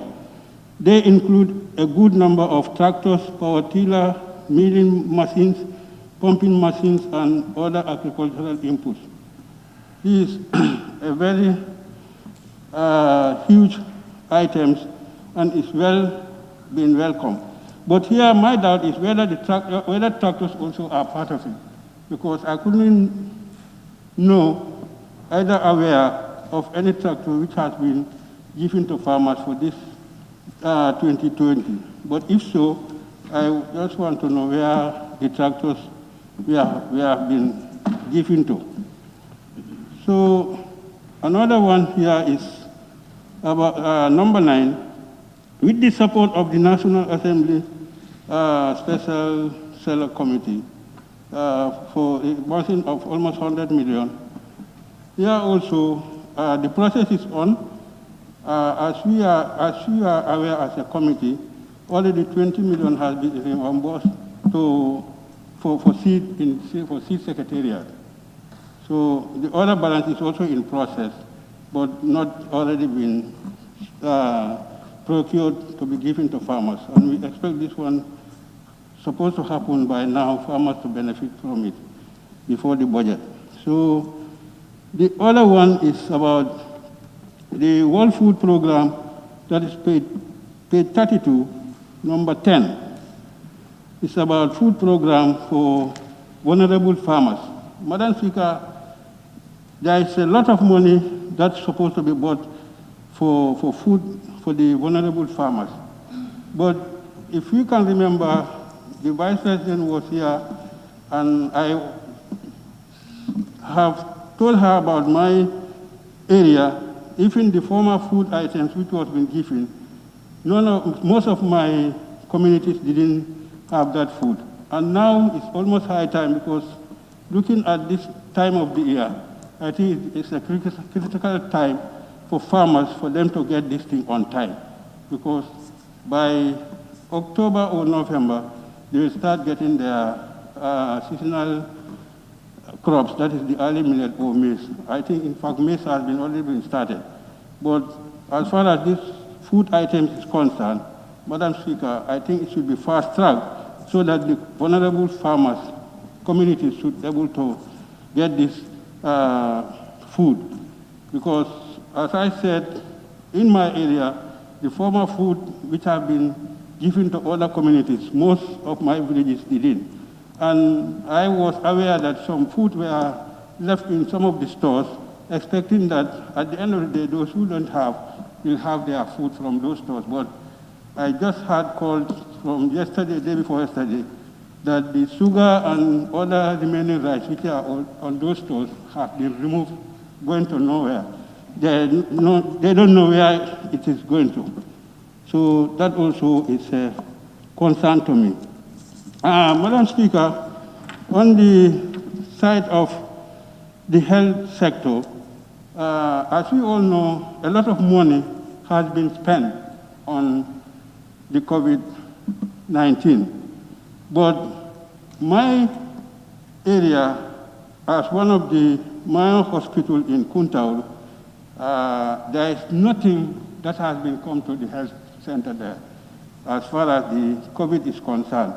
I think we have a report from the special committee that they went to visit this hospital. But at the end of the day, there are a lot of concerns which they have. And even one of my villages, which is Amdalai, we have lack of water. And this Amdalai, still now they don't have water, drinking water. So we expect a part of this money should have been spent for some of those things so that the water problem can be solved, because the select committee has already lamented it, or they put it in their report that Amdalai need water. So, Madam Speaker, this is a concern to us. So basically, almost 500 million which has been spent on health. I think there should be a consideration for my area at least to benefit from one of these, from out of this money. So on that note, Madam Speaker, I also take my seat. Thank you. Thank you very much, Honorable Member for Yara East.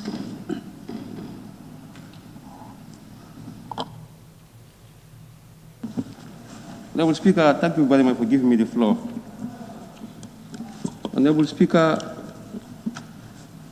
before I commence my intervention proper, I would like to recognize the presence of the Vice President and other top government functionaries in our midst. Honorable Speaker,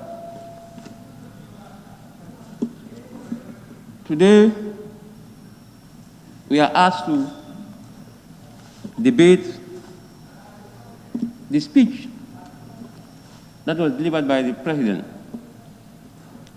known as the State of the Nation Address, acronym SONA. Honorable Speaker, first and foremost, I want to thank the President profusely for submitting himself to an important constitutional provision, which is Section 77 of the 1997 Constitution. And please grant me leave to quickly read that section. It reads, the President shall at least once in each year attend a sitting of the National Assembly and address a session on the condition of the Gambia, the policies of the government, and the administration of the state. Honorable Speaker, this is self-explanatory, but it's loaded with positive connotations. Honorable Speaker, for the fact that the Constitution is urging the President to come here before the National Assembly to address the nation on matters bordering on his administration and the way forward for the country cannot be overemphasized. Honorable Speaker, lest we forget, the office of the President is one of the highest offices in our land. And as a result, it is always accorded with that mark of respect. And for that being the case, Madam Speaker, I have dissected the speech that was delivered by the President, and I was compelled to summarize it into two folds.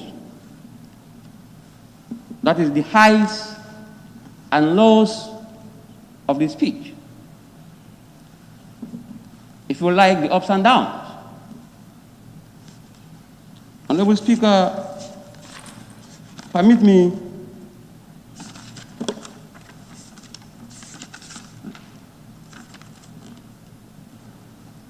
to just read one of the paragraphs of his introductory remarks. It reads, "Once again, it is my honor and pleasure to deliver this annual address to the honorable members of this August Assembly on my government's performance during the course of the last legislative year. Today, my address presents the successes and challenges of a country that was on a steep rise towards economic boom and socio-political transformation when the unexpected stroke. This was the sudden outbreak and rapid spread of the coronavirus COVID-19 pandemic." Honorable Speaker, this is on a high note. On a high note for the fact that the President is not oblivious of the threat that the novel COVID-19 has done to our country. Honorable Speaker, after having highlighted the threat and the importance that we should attach to COVID-19, I have seen the loss of his speech as well. This, Honorable Speaker, is my detached opinion. After having highlighted the importance attached to COVID-19, what comes to one's mind is the regulations governing COVID-19. How well respected are the regulations? We should ask ourselves, are the regulations well respected by the powers that be? I have some evidences here in my phone. I watched one of the newscasts.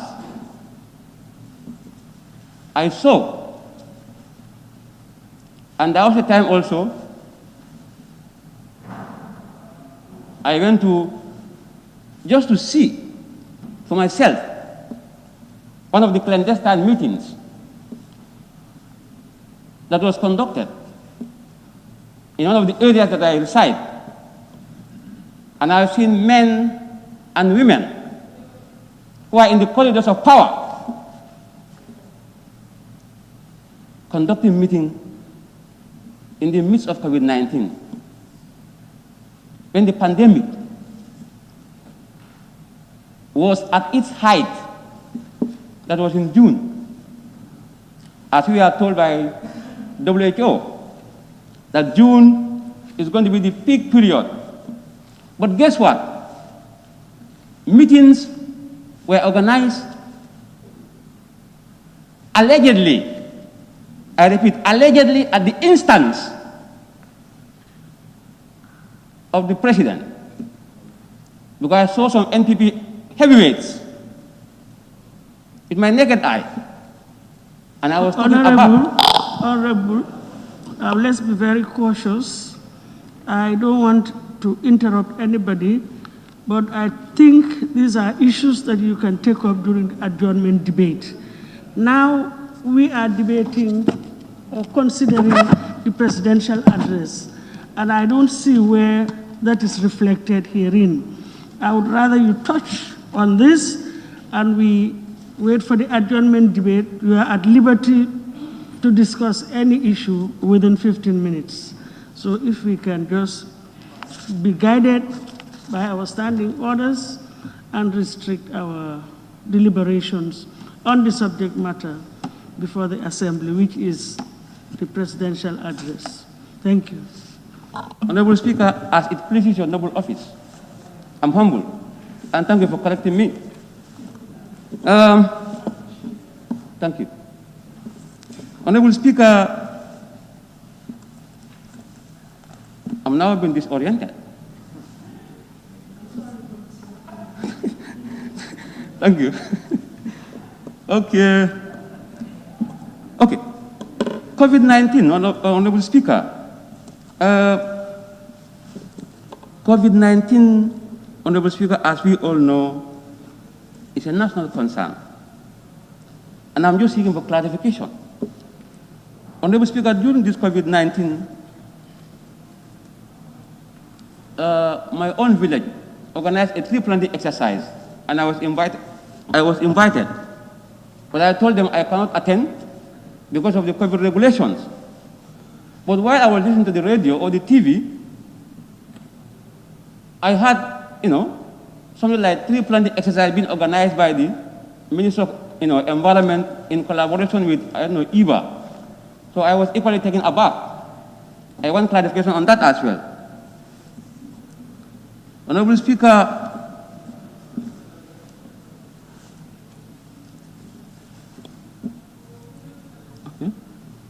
this will take me to Minister of Fisheries.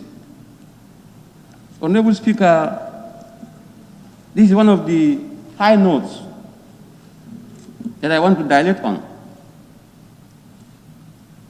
I was part of the delegation that went for the inauguration of the 27 boreholes that were fitted with the state-of-art gadgets. And I want to commend the ministry for a job well done. Honorable Speaker, the communities that were given, or the beneficiary communities, were very much appreciative of the role that was played by the government and the Ministry of Fisheries in particular. So I want to commend them for that. And that's one of the highs of the ministry. Honorable Speaker, Office of the Vice President. Honorable Speaker, with your kind permission, it is the Office of the Vice President has a number of institutions under its purview. I will begin with the National Nutrition Agency, NANA, and like all other sectors, my address will leave out details on COVID-19. Honorable Speaker, all of us are witnesses to rice distribution, food aid to some of the communities, if not all. Honorable Speaker, this food distribution was marred by a series of irregularities, and not my own constituency was even spared. Some of them were given, and some are still yet to be given. So I want clarification on that, Madam Speaker. Honorable Speaker, electricity. Honorable Speaker, the Ministry of Energy, Petroleum and Energy are doing a great work. But in the speech of the President, I have not seen how they intend to address the issue of the perennial problem attributed to electricity supply in the country. We are all witnesses to rampant load shedding. And I think at this time of our country's history, that should be a thing of the past. After having earned our independence for 5 decades plus, I think such things should not be seen. And I hope the minister will shed more light on what they intend, how they intend to address it. Honorable Speaker, transport. If you go to the transport sector,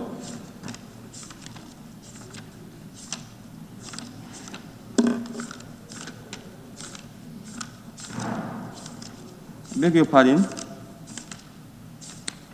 Okay. A lot of beautiful things were said there as well. But my concern has to do with the road carnage, the way and manner our people die on the roads. That is very, very key. I think government should find ways and means, to address the issue of road carnage, because it's becoming rampant. I don't know what's the problem. Maybe the roads are not worthy. They are not roadworthy, the vehicles. And if that is the case, they try and find ways and means, to address that. Honorable Speaker, Ministry of Health,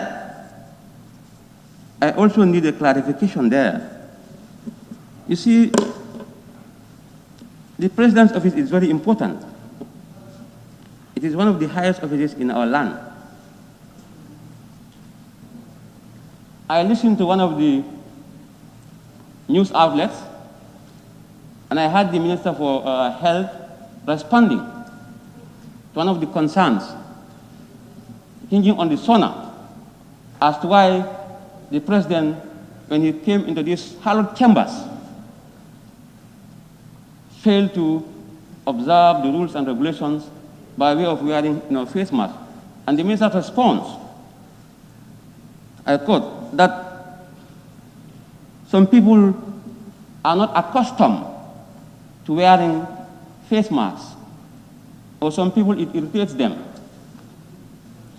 I want to understand that, yes, as a country, we are trying to adapt to the new normal, and no one is accustomed to wearing the face mask. And I want the Minister for Health to help clarify as to why he made such a statement. Because immediately I heard that statement, my mind ran to Animal Farm. I don't need to quote. Honorable Speaker, Ministry of Justice. Honorable Speaker, I'm a newsmonger. I watch TV very regularly, and my radio is always glued to my ears.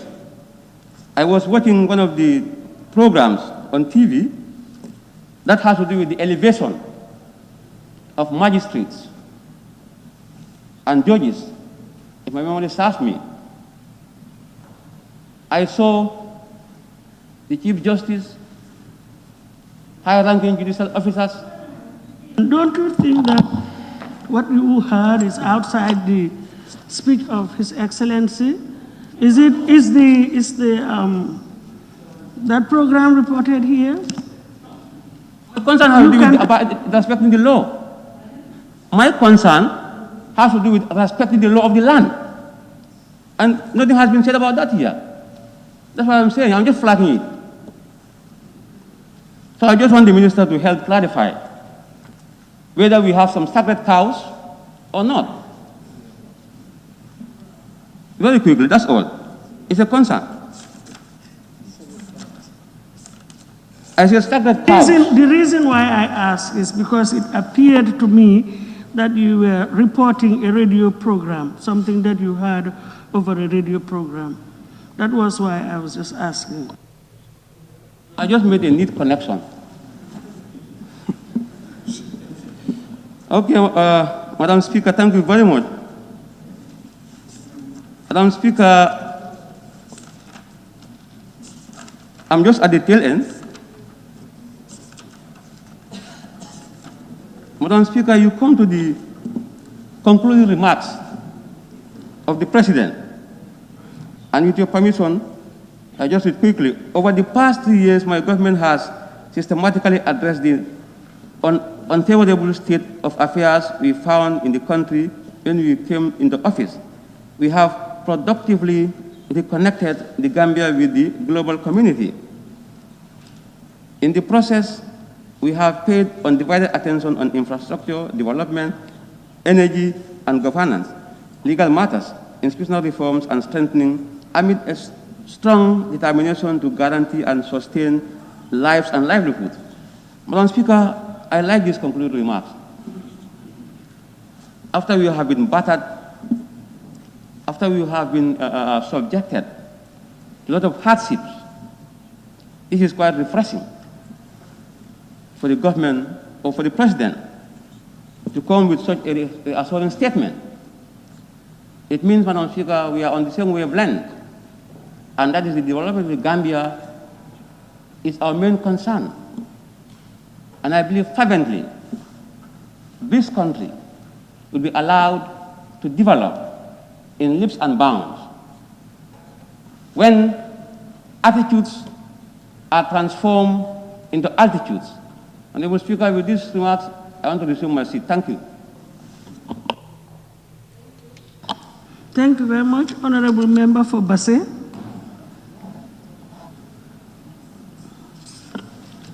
Honorable Speaker, thank you for the opportunity. First of all, I want to join colleagues who have spoken before me to recognize the presence of the Cabinet, led by High Excellency, the Vice President, and all the ministers here in presence. Honorable Speaker, this has been a constitutional demand on His Excellency the President, and it has been also a rule within our standing orders that the President must address the nation through the Parliament. The exercise has been done. The only correction that I want to propose to the executive, our standing order is requesting the President to address the nation through this Parliament during the first quarter of the year. To be very specific, to attend the first sitting of the Parliament. And that's for many, many reasons. Because through this exercise, the President will help us to know the condition of the country through various sectors, as is highlighted in the speech. How administration is taking place, what are the successes as of now, and what are the challenges, and to give us an account of the previous year, so that we will be able to gauge, to know where we are and where we are heading to. But if it happened at this particular moment, the challenge that we are facing, if you give now us the account of last year, the previous year, that's 2019, we are almost at 3/4 of the year. So you are going to combine with the 2 quarters of the year to be able to know exactly the direction that we have taken and how far are we on the journey. So if it could be possible for the executive to comply with this provision or clause of the standing order, it will help the government, it will help the executive, it will also help the legislature. Because we are working in cooperation, one may not go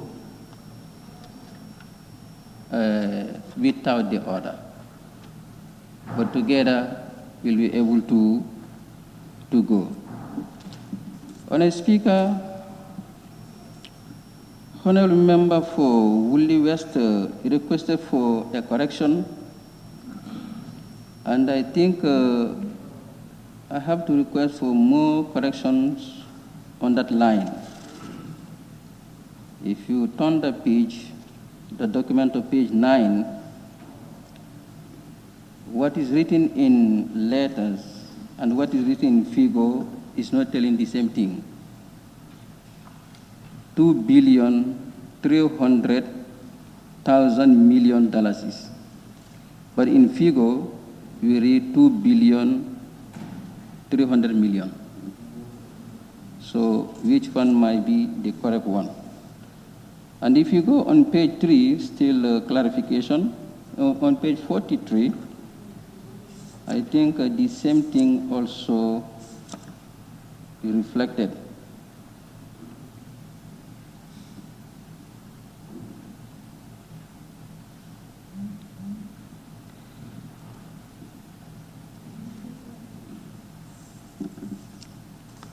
Sorry, Honorable Speaker. 48, yes. It's 48.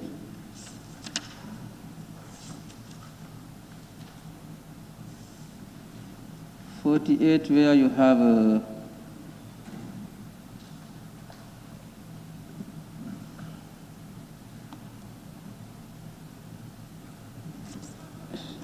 you miss 48.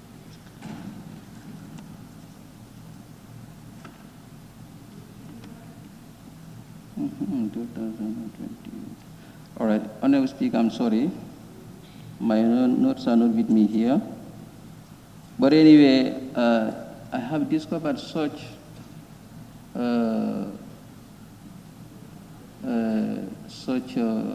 lacunes being repeated frequently in the documents.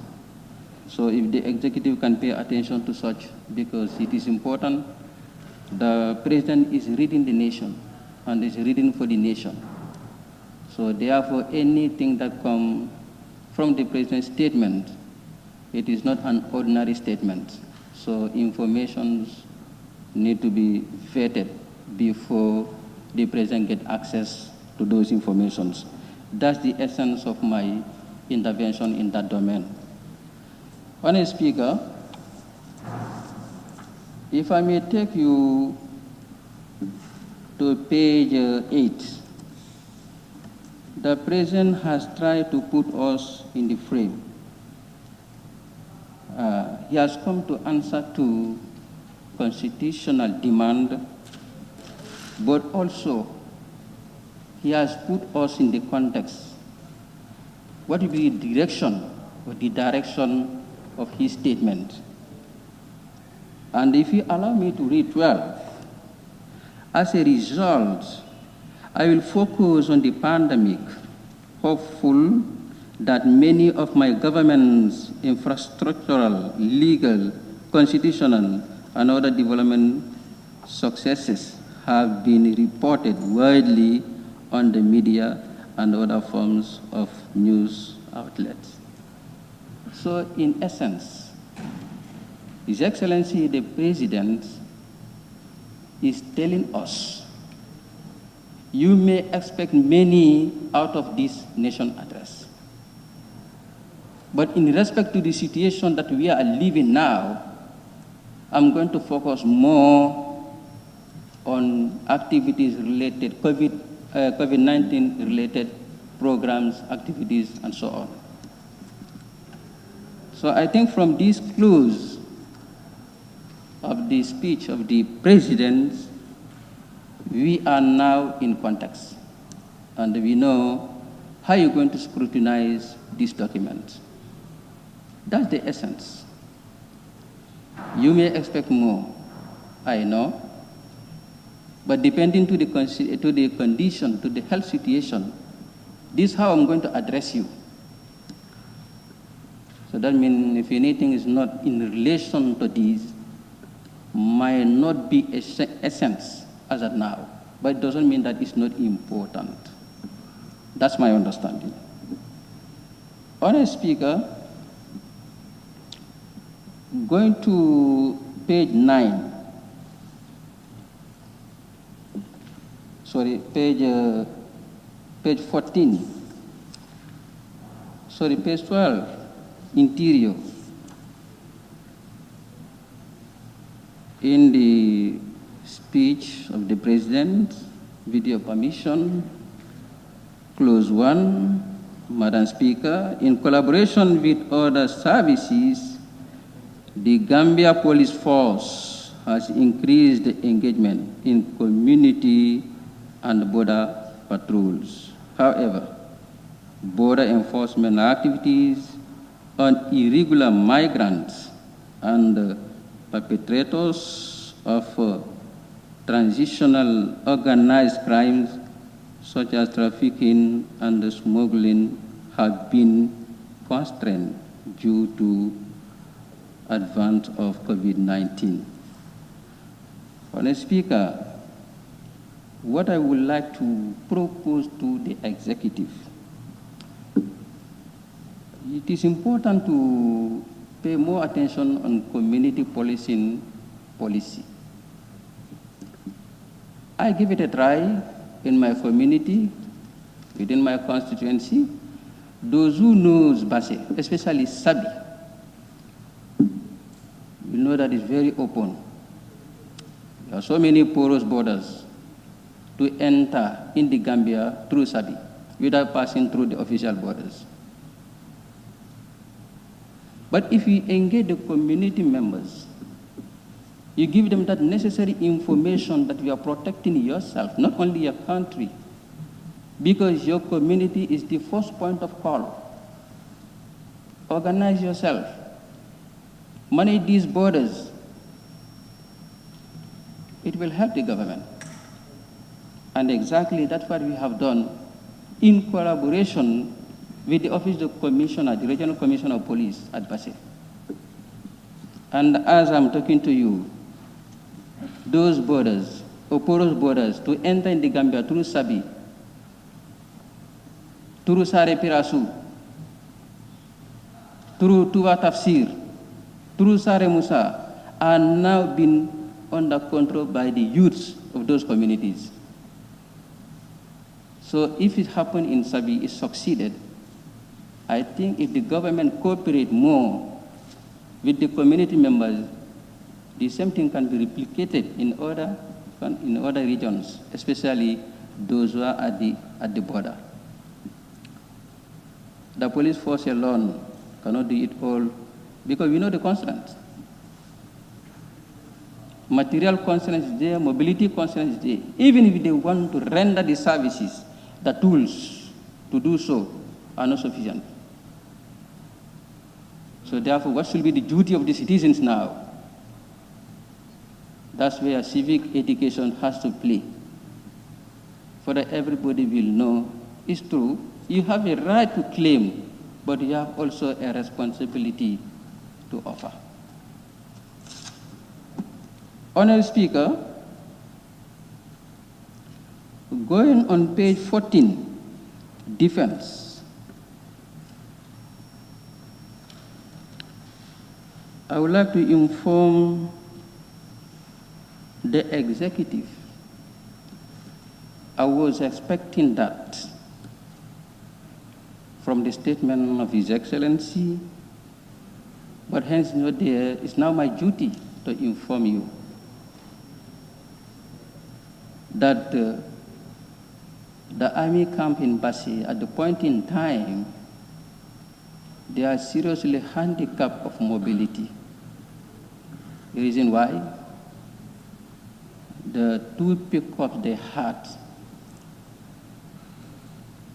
they allocated one to Sambuya camp for a reason. I don't want to go into detail. And the other pickup that they had is the pickup that they are using for night patrols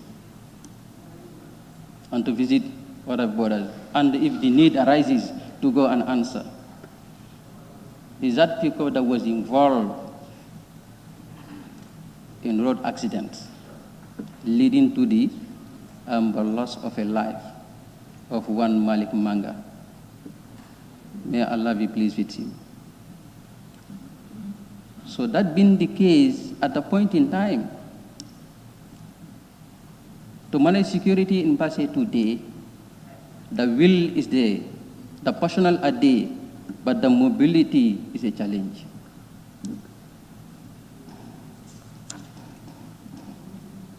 If I may take you to page 17,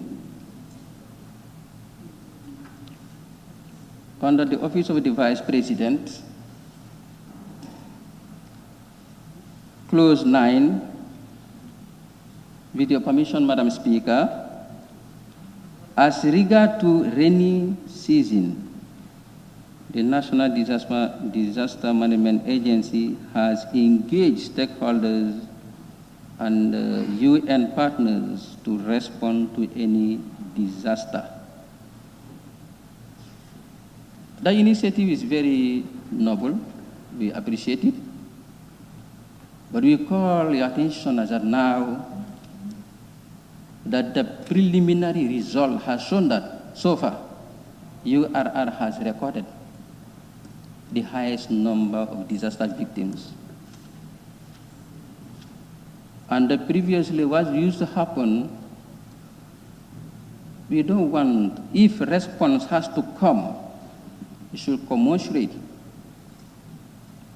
to the damage volume. And most likely what we do observe, that's not the scenario.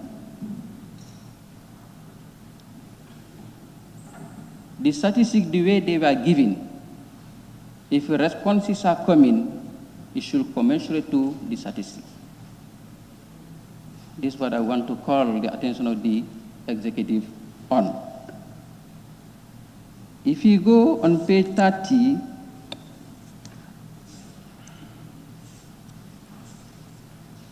Madam Speaker, with your permission, agriculture. And with your permission, I want to read clause 1.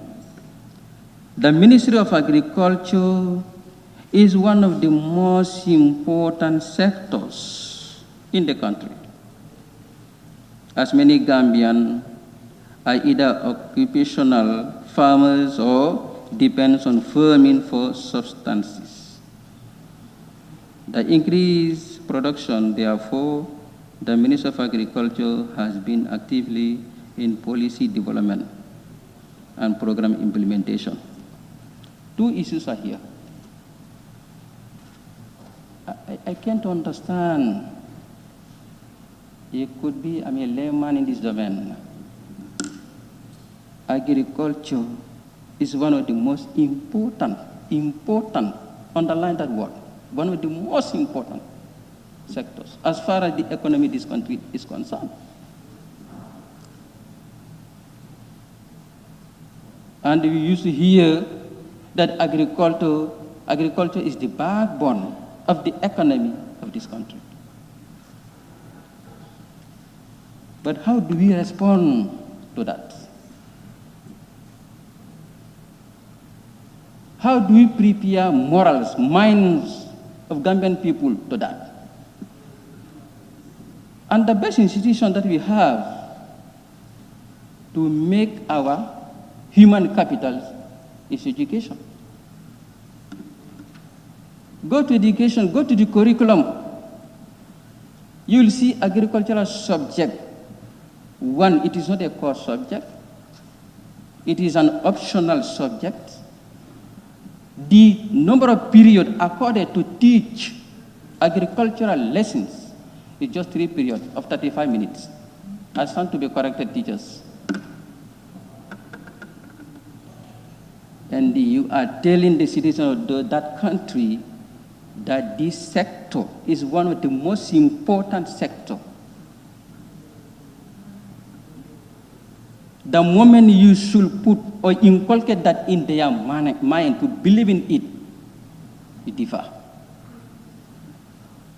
3 periods of 35 minutes per week. And not obligatory subject, but optional. Optional in the sense that you can read agriculture from grade 7 to grade 8. From grade 8, you can drop it.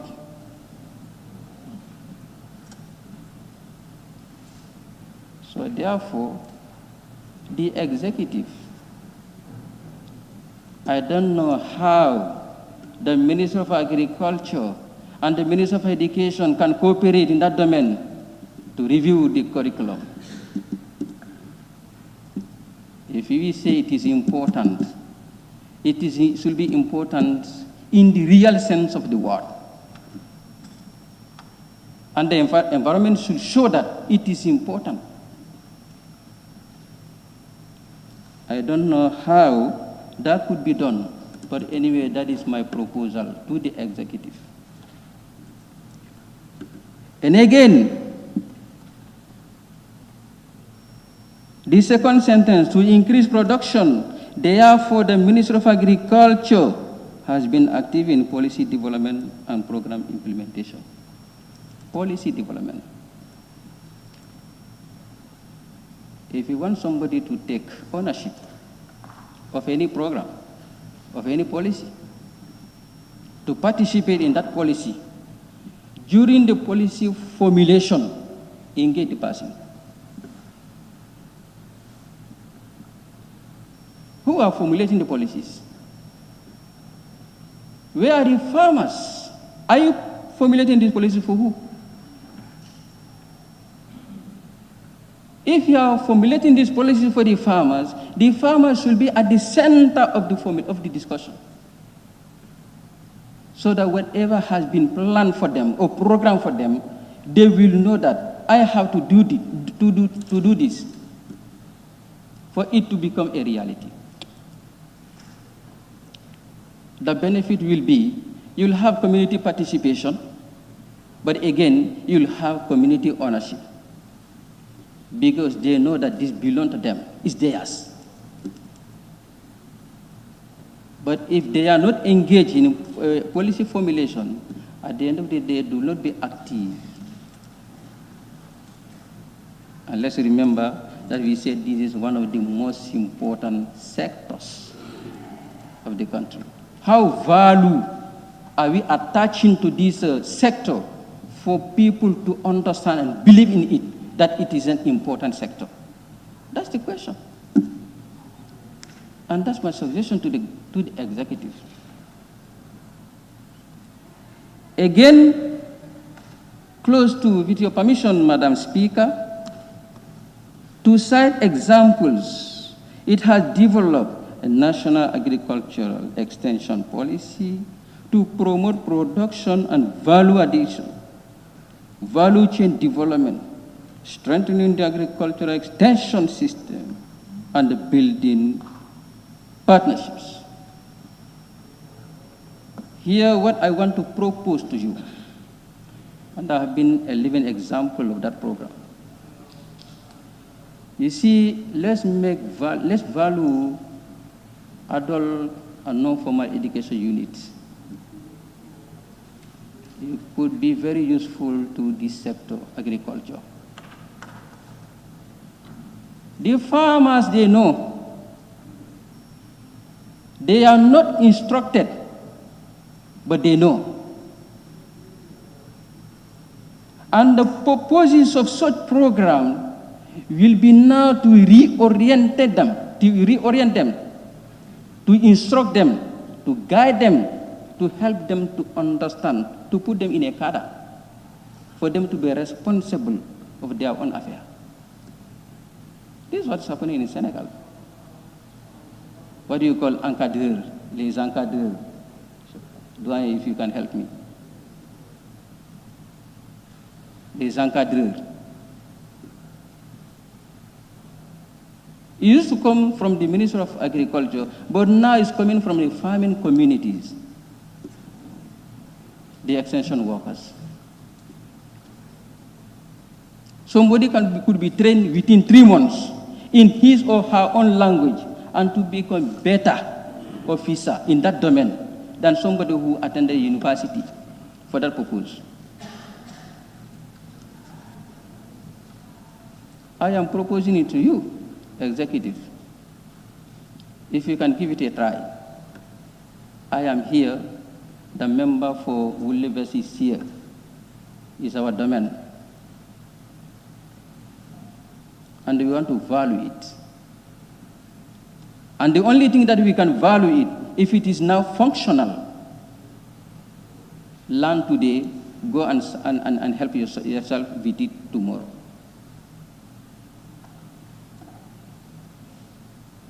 Honorable Minister, Honorable Speaker, I now move to page 38, with your permission. Youths. and sports. This area is a bit complex because it affects the youths, it affects the women, it affects also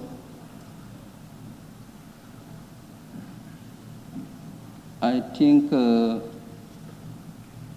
transport sectors. Many efforts have been done to help the youth, the young people in this country. We are very, very grateful to that executive. All the training that have been done, all the interventions, all the money that have been invested to answer to the needs of the young people in this country is highly commended from my side. We thank you for that. There is a particular issue now in Basse.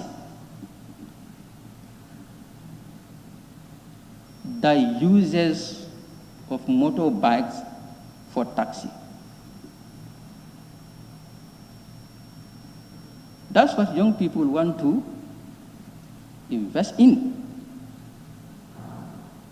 I can tell you more than 60% of the young people in Basse, they want to invest in that business because it's so lucrative to them. With $35,000, you are able to have a motorbike. You can even have it on rent and pay it on installment. But the problem here, the police are saying using motorbike as a taxi is not within the traffic laws. So that affects the Minister of Interior. Because the motorbike lancing, the owner is not lancing, the motorbike is lancing to carry only one person. That's the rider. Then it's for private purpose. And if you go to the insurance sites, the motorbike rider is only his own life that is insured, not the life of another person.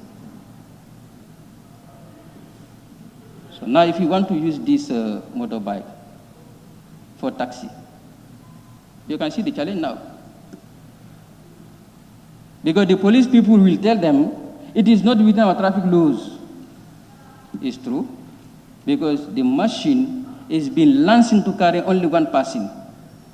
You cannot carry more than one person. Only one person's life has been insured. So the second person who's behind you, his life is not insured. You cannot take the risk. So it will make the dialogue very difficult between the youth sector and the police forces. And that's what is happening in Basse. I don't know what the government can do in order to resolve this situation. Though we have seen motorbike riders, yes, some of them do default. They go to neighboring countries and bring strangers through porous borders, which is also a challenge. We know that. But I think if a proper mechanism is put in place, this business could be respected. It could be beneficiary to the society. It could also help the police in their maintenance of peace and stability in the country. And above all, when I did my consultation, when I went to the market women, they told me this has more social benefits, especially for us, the market women, putting into consideration the street conditions in Basse. Even if you can afford the cost of a taxi, The taxi cannot go at certain places. The only means of transport you can use is the motorbike. And if you come to the cost worthiness, it is more affordable to have a taxi to take you home, a motor taxi to take you home than a vehicle taxi. If the vehicle taxi is asking you $100, motorbike can take you with $25. So you can see the social dimension. So this issue should be given a particular attention from the authority. Executive, you are before us. I'm giving you these submissions for your perusal. Honorable Speaker,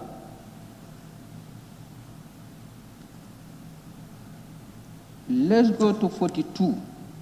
Honorable, I just want you to guide me in terms of you dealt extensively about the issue of motor bicycles. Am I right? Yes, I just want you to guide me. Where can I find the link in the presidential address touching, no matter how broad, on the issue of motor bicycles so that I can correct my records? Because I think we should all try to avoid issues that we will deal with during adjournment debate. I know we have only 15 minutes, but let's try to just follow the rules. Let's restrict our interventions, our discussions on the content of the address. The other issues, they are at liberty to touch anything during the course of the adjournment debate. So let's just be careful of that. Thank you. Madam Speaker, thank you very much. I respect your view, Mr. Presiding. Madam Speaker, we are talking here about opportunities that could be created for the young people to be employed, self-employed. And that has been dealt by the President. How young people can be self-employed. I asked that I want you to guide me. You want me to So you can guide me and I will see it. Thank you. Get prepared now. I will start by clause 5. On page 38, the National Youth Service Scheme was able to recruit 602 youths. All of them had been placed for skills acquisition in various areas. Most of them were either employed or are self-employed. Another 150 youths are now on placement at various skill centers or other institutions. The objective here is to create employment for the young people or to orient them to be self-employed. I am saying in addition to that, this also is an opportunity which could be considered by the executives so that if it is properly guided, monitored, it could be a source of employment for the young people in my region and Pasay. Madam Speaker.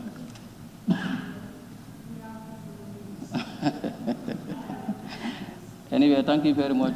I respect your view. Yes, I am not convinced. During the adjournment debate, I will talk more on this. I will stop at this. Now, Madam Speaker, I'm calling your attention on page 42. Arts and culture, tourism. Many things has been said on arts. Many things has been said on tourism. But few or even less or even no has been said on culture. Madam Speaker, if you could permit me, I want to call the attention of the executive on the importance of culture for conflict management. It can promote social cohesion. It can give lessons for those who wish to improve the praxis of conflict resolution. I went even to think of how best we can make use of this job kinship, these joking relations. In Mandinka we call Sanawiya. It can pay dividend as far as maintenance of peace is concerned in the country, as far as conflict management is concerned. Could the executive think of having a day called Sanawiya Day for the Gambia, where the Jarankas and the Nyominkas will meet and discuss about these important joint relations, where the Badibunkas and the Sarawules will meet and sit, discuss on this issue? Because of recent, I was involved in a conflict resolution in Sandu. If you permit me, Madam Speaker, to go on that. And I use cultural frame to resolve that conflict. One of the most tension conflict that have ever happened in URR at Dasilame, between a Fula and one family Jawara. And the Honorable Minister for Local Government knows what I'm talking about. Culturally, I am a Granke. The relationship between Granke and Fula, and the relationship between Granke and Jawara, that's what I have used, a conflict that was in court for almost 1 year. Within 30 minutes, I was able to resolve that conflict, and they shake each other's hand, and they withdraw that matter from the courts. Is that not loyable? So our cultures, let us value them. They can help us. Madam Speaker, education, and that's like my last intervention. You see, I had a problem, and I'm still having that problem. If you look at higher education, clause 1, His Excellency, the President said, and I quote, with your permission, the tertiary and the higher education sector is focused, on page 43. The tertiary and the higher education sector is focused on its mandate of human capital development. And if it's a tertiary education here, it's above grade 12. GTTI, Gambia College, MDI, RDI. But if you look at the case of Gambia College, what has been confusion here, or more complex, the Gambia College produces human capital for MOPSI. But it is under the purview of MOHAS. And this creates a lot of challenge. Gambia College producing teachers. Teachers are the human capital of Ministry of Basic and Secondary Education.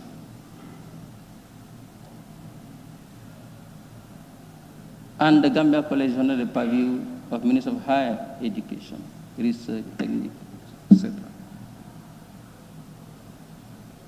And the problem that they are facing,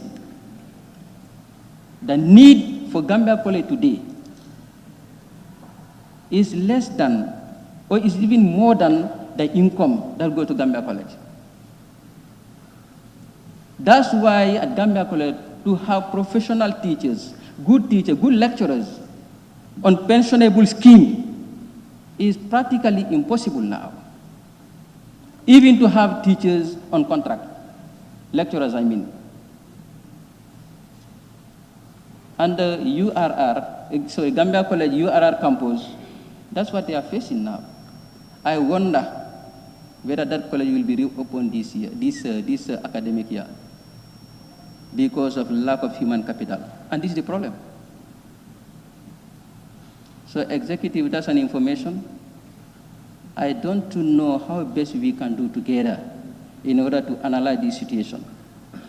But if the trend continues as it is, I'm not seeing the future brighter. As one government, we are all partners. It's only through cooperation and collaboration that we can move this country forward. If you are ready for the cooperation, we are ready for the cooperation. We've seen the will. We've seen the courage that you are doing. But life is all about challenges. But challenges also should not stop you to go forward. So with these few remarks, Madam Speaker, I thank you and beg to resume my seat. Honorable, thank you. May I take Honorable Member for Birkama North? Birkama North. Thank you very much, Madam Speaker. I want to take this opportunity to recognize, in the first place, the presence of Her Excellency, the Vice President, and all the cabinet ministers who are present, and to seize the opportunity to thank the President for delivering his State of Nation address as required by the Constitution. Madam Speaker,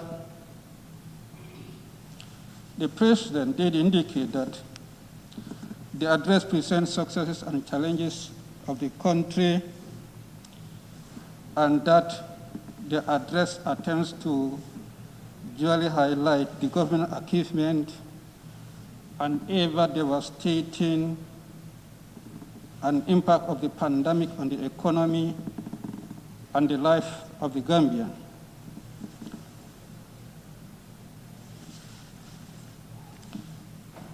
He also indicated that details on the sector activities specific to the pandemic will not, however, feature much in the address, and that he observed that as important as our development achievement may be, the pandemic and its impact are uniquely and more urgent and consequently require utmost attention.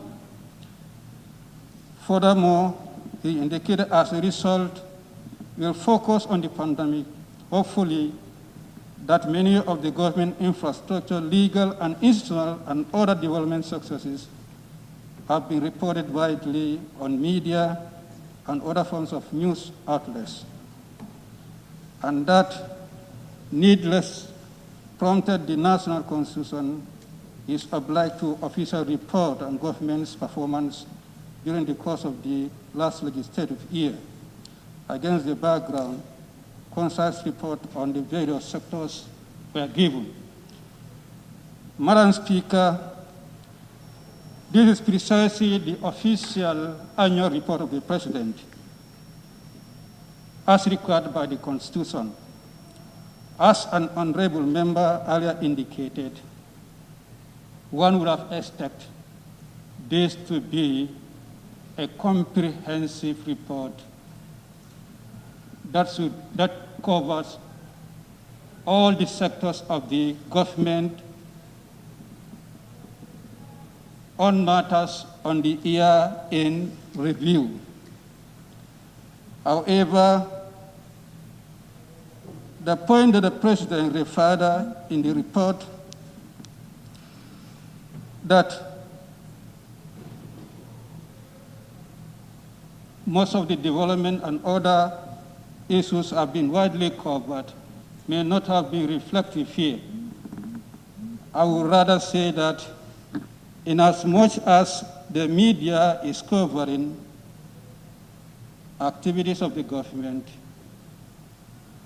I think justice has to be done as far as the State of Nation address is concerned, which the President indicated is the official report of the government for the Assembly not to be relying on the media coverage. I think at one point, perhaps maybe as a result of this, or it could be as a report of the sectors underreporting to the President. That is why some of the ministries are not or have not been adequately reported in this report or in this address. Madam Speaker, a sector as important as the finance ministry, going over the report substantively, one will observe that the address under the Ministry of Finance only capture issue of the GDP dropping from 6% to 2%, the revenue loss 20%, the decline in import duties 2.3 billion, that is about 2.4% of the GDP, the fiscal deficit 1.5% to 2.1% of the GDP, the 500 million emergency fund, and that the government devised post-pandemic plans to protect lives and livelihood. Basically, these are the substantive matters that were captured on this particular sector. I have this opinion to say this particular sector, as important as it is, if these were the substantive issues, this sector is underreported. Madam Speaker, similarly, defense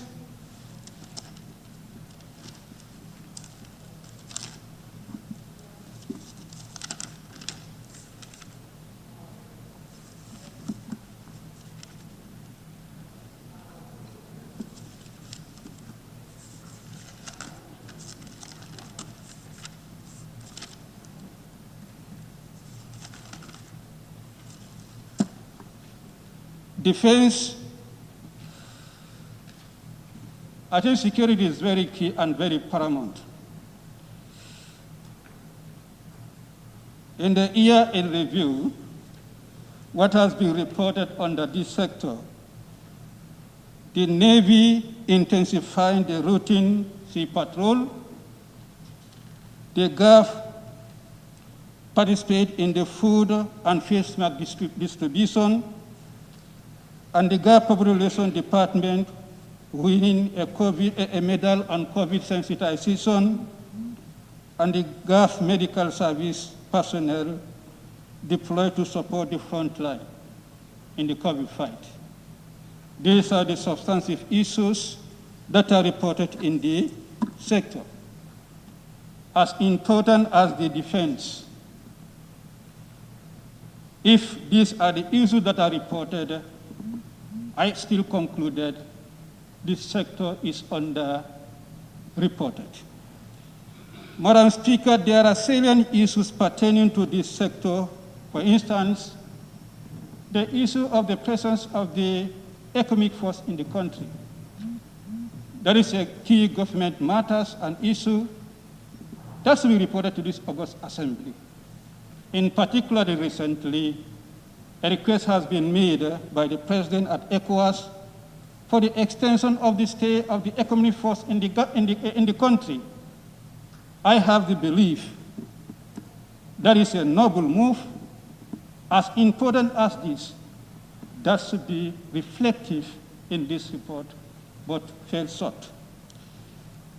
The office of the Vice President, it has been mentioned that there are lot of institutions connected to the office of the Vice President.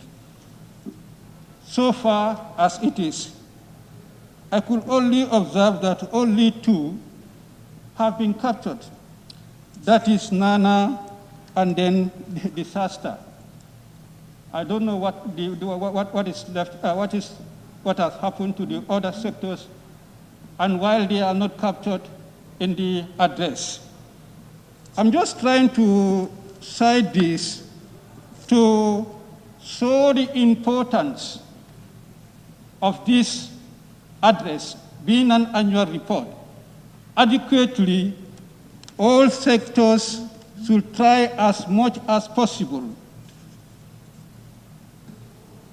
to provide the office of the President the wide reporter in their respective areas. When you come to environment, climate change, the same thing is there. All that is mentioned under this area is the large-scale eco-based adaptation, and then the second one is the OMVG energy project, and the third one, the waste management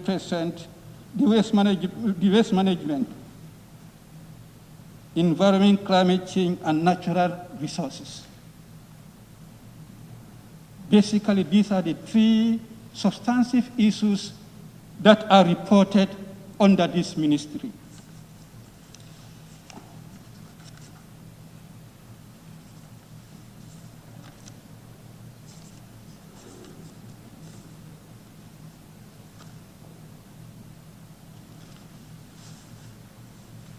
Madam Speaker, it will go like this.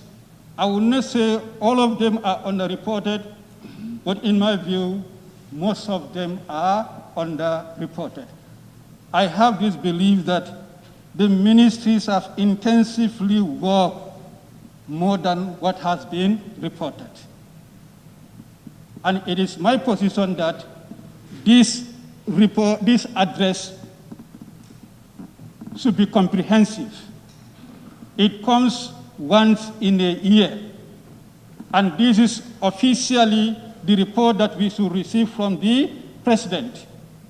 And this is officially what the report that the nation received from the President.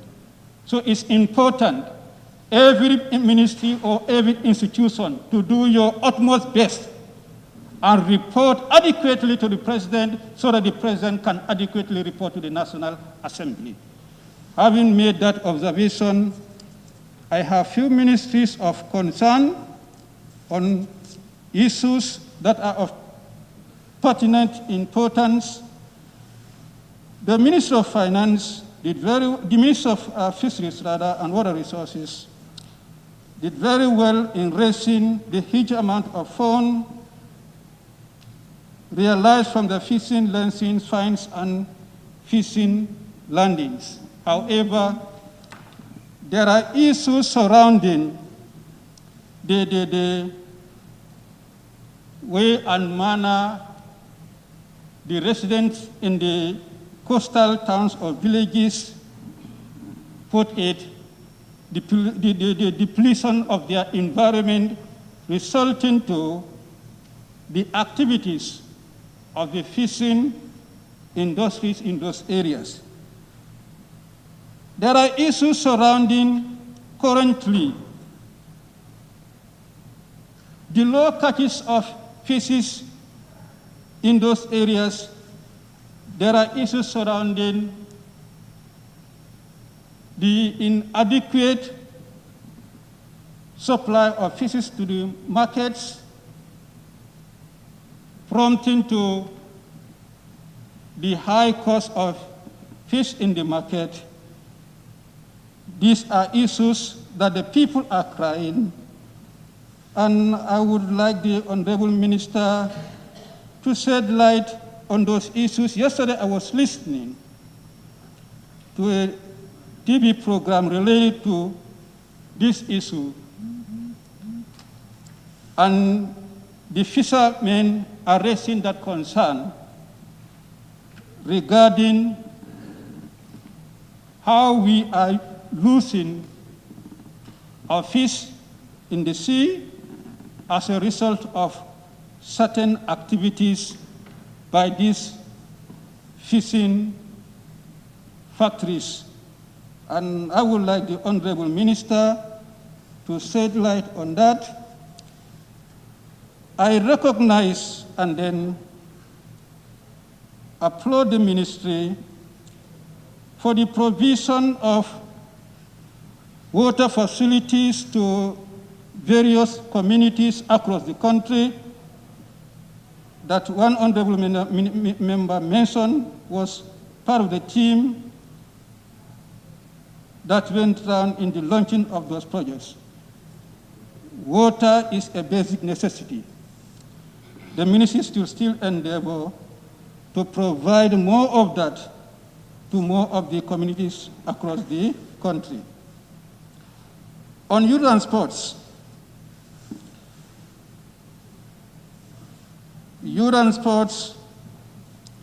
the compulsory national youth service targeting the university graduates. It is a constitutional requirement that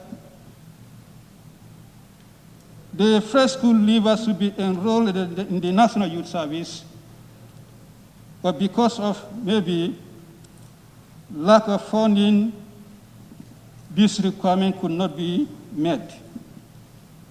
And if the government is coming with a step to provide a compulsory one for the university graduate, university leavers, I think is a step in the right direction.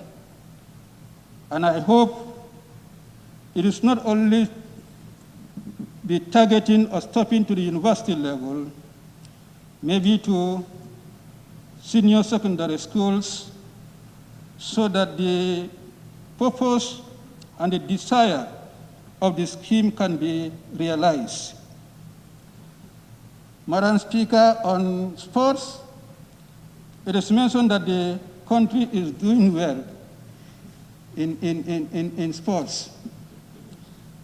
The Gambia is doing very well in various international events.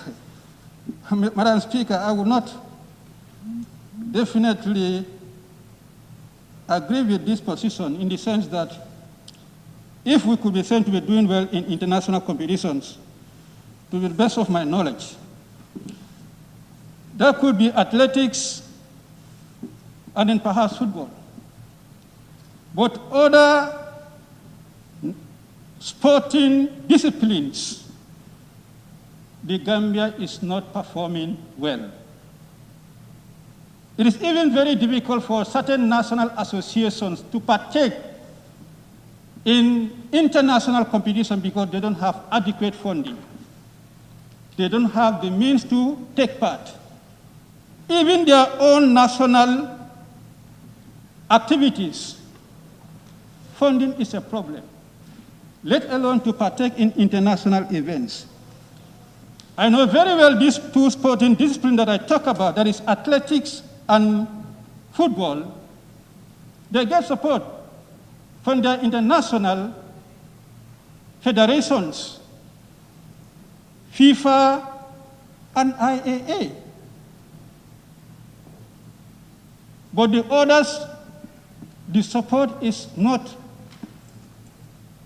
forthcoming as FIFA and IAA is doing. So in order to boost our international participation, I think here the government should definitely come in. The national sporting associations are really calling on the government to give it support. Yes, we have what is called the Sport Development Levy. It is my cry that the Sport Development Levy will come in this area to give support to national associations in order to carry out their activities. Madam Speaker, the upgrading of the Friendship Hotel to a 3-star hotel. I did report here in this August Assembly when we visited the Friendship Hostel and the Independence Stadium as a whole, that I will rate the hotel as a zero-star hotel. If there's a project to transform it to a 3-star hotel, it's a welcoming move. However, the whole premises of the stadium will not be fine-tuned in the eyes of the sporting fraternity if only the hotel is upgraded and then the condition of the Independence Stadium remains as it is. I reported that the Independence Stadium is dilapidated. It needs urgent attention to provide, to upgrade the stadium. At this juncture, even the pavilions, I'm afraid, if we don't be careful and do the maintenance at the right time, one day it may cause something that we all may not want it. This is technical advice by the management that the stadium right now required that urgent maintenance. So I would rather appeal to the ministry not only to focus on the Friendship Hotel, but rather to consider the Independence Stadium in general. At one point, the minister also informed this August Assembly that plans are in footing for the construction of stadia in other parts of the country. I would have loved to see that also being reflective in this report. Madam Speaker, finally, the Ministry of Arts, Tourism, and Culture. I think that's one of the ministries that I will say is underreported as far as this address is concerned. For this ministry, it is only about the Gambia submitting its periodic report to UNESCO, that the National Council for Arts and Culture benefiting from the UNESCO package, that 24 Gambian youths were trained in entrepreneurship. And for the construction, the plan for the construction of Eco Lodge in Fort Bullen, for 4 of those similar facilities to be constructed in other regions, and for the funding of the year project for the creative industry. At this moment, Madam Speaker, if there is a sector that must to be talked about in this time of the pandemic, other than the health ministry, I believe should be the tourism industry. This is the sector that is heavily hampered by the pandemic. We need to know the consequence of the pandemic on the industry. We need to know what are the plans ahead.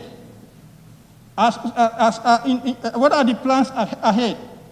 Since we are now looking forward to the new season, I believe, in the next month, that is October.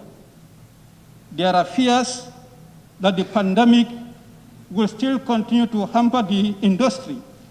What are the plans ahead in order to alleviate those fears? But nothing of such have been reported.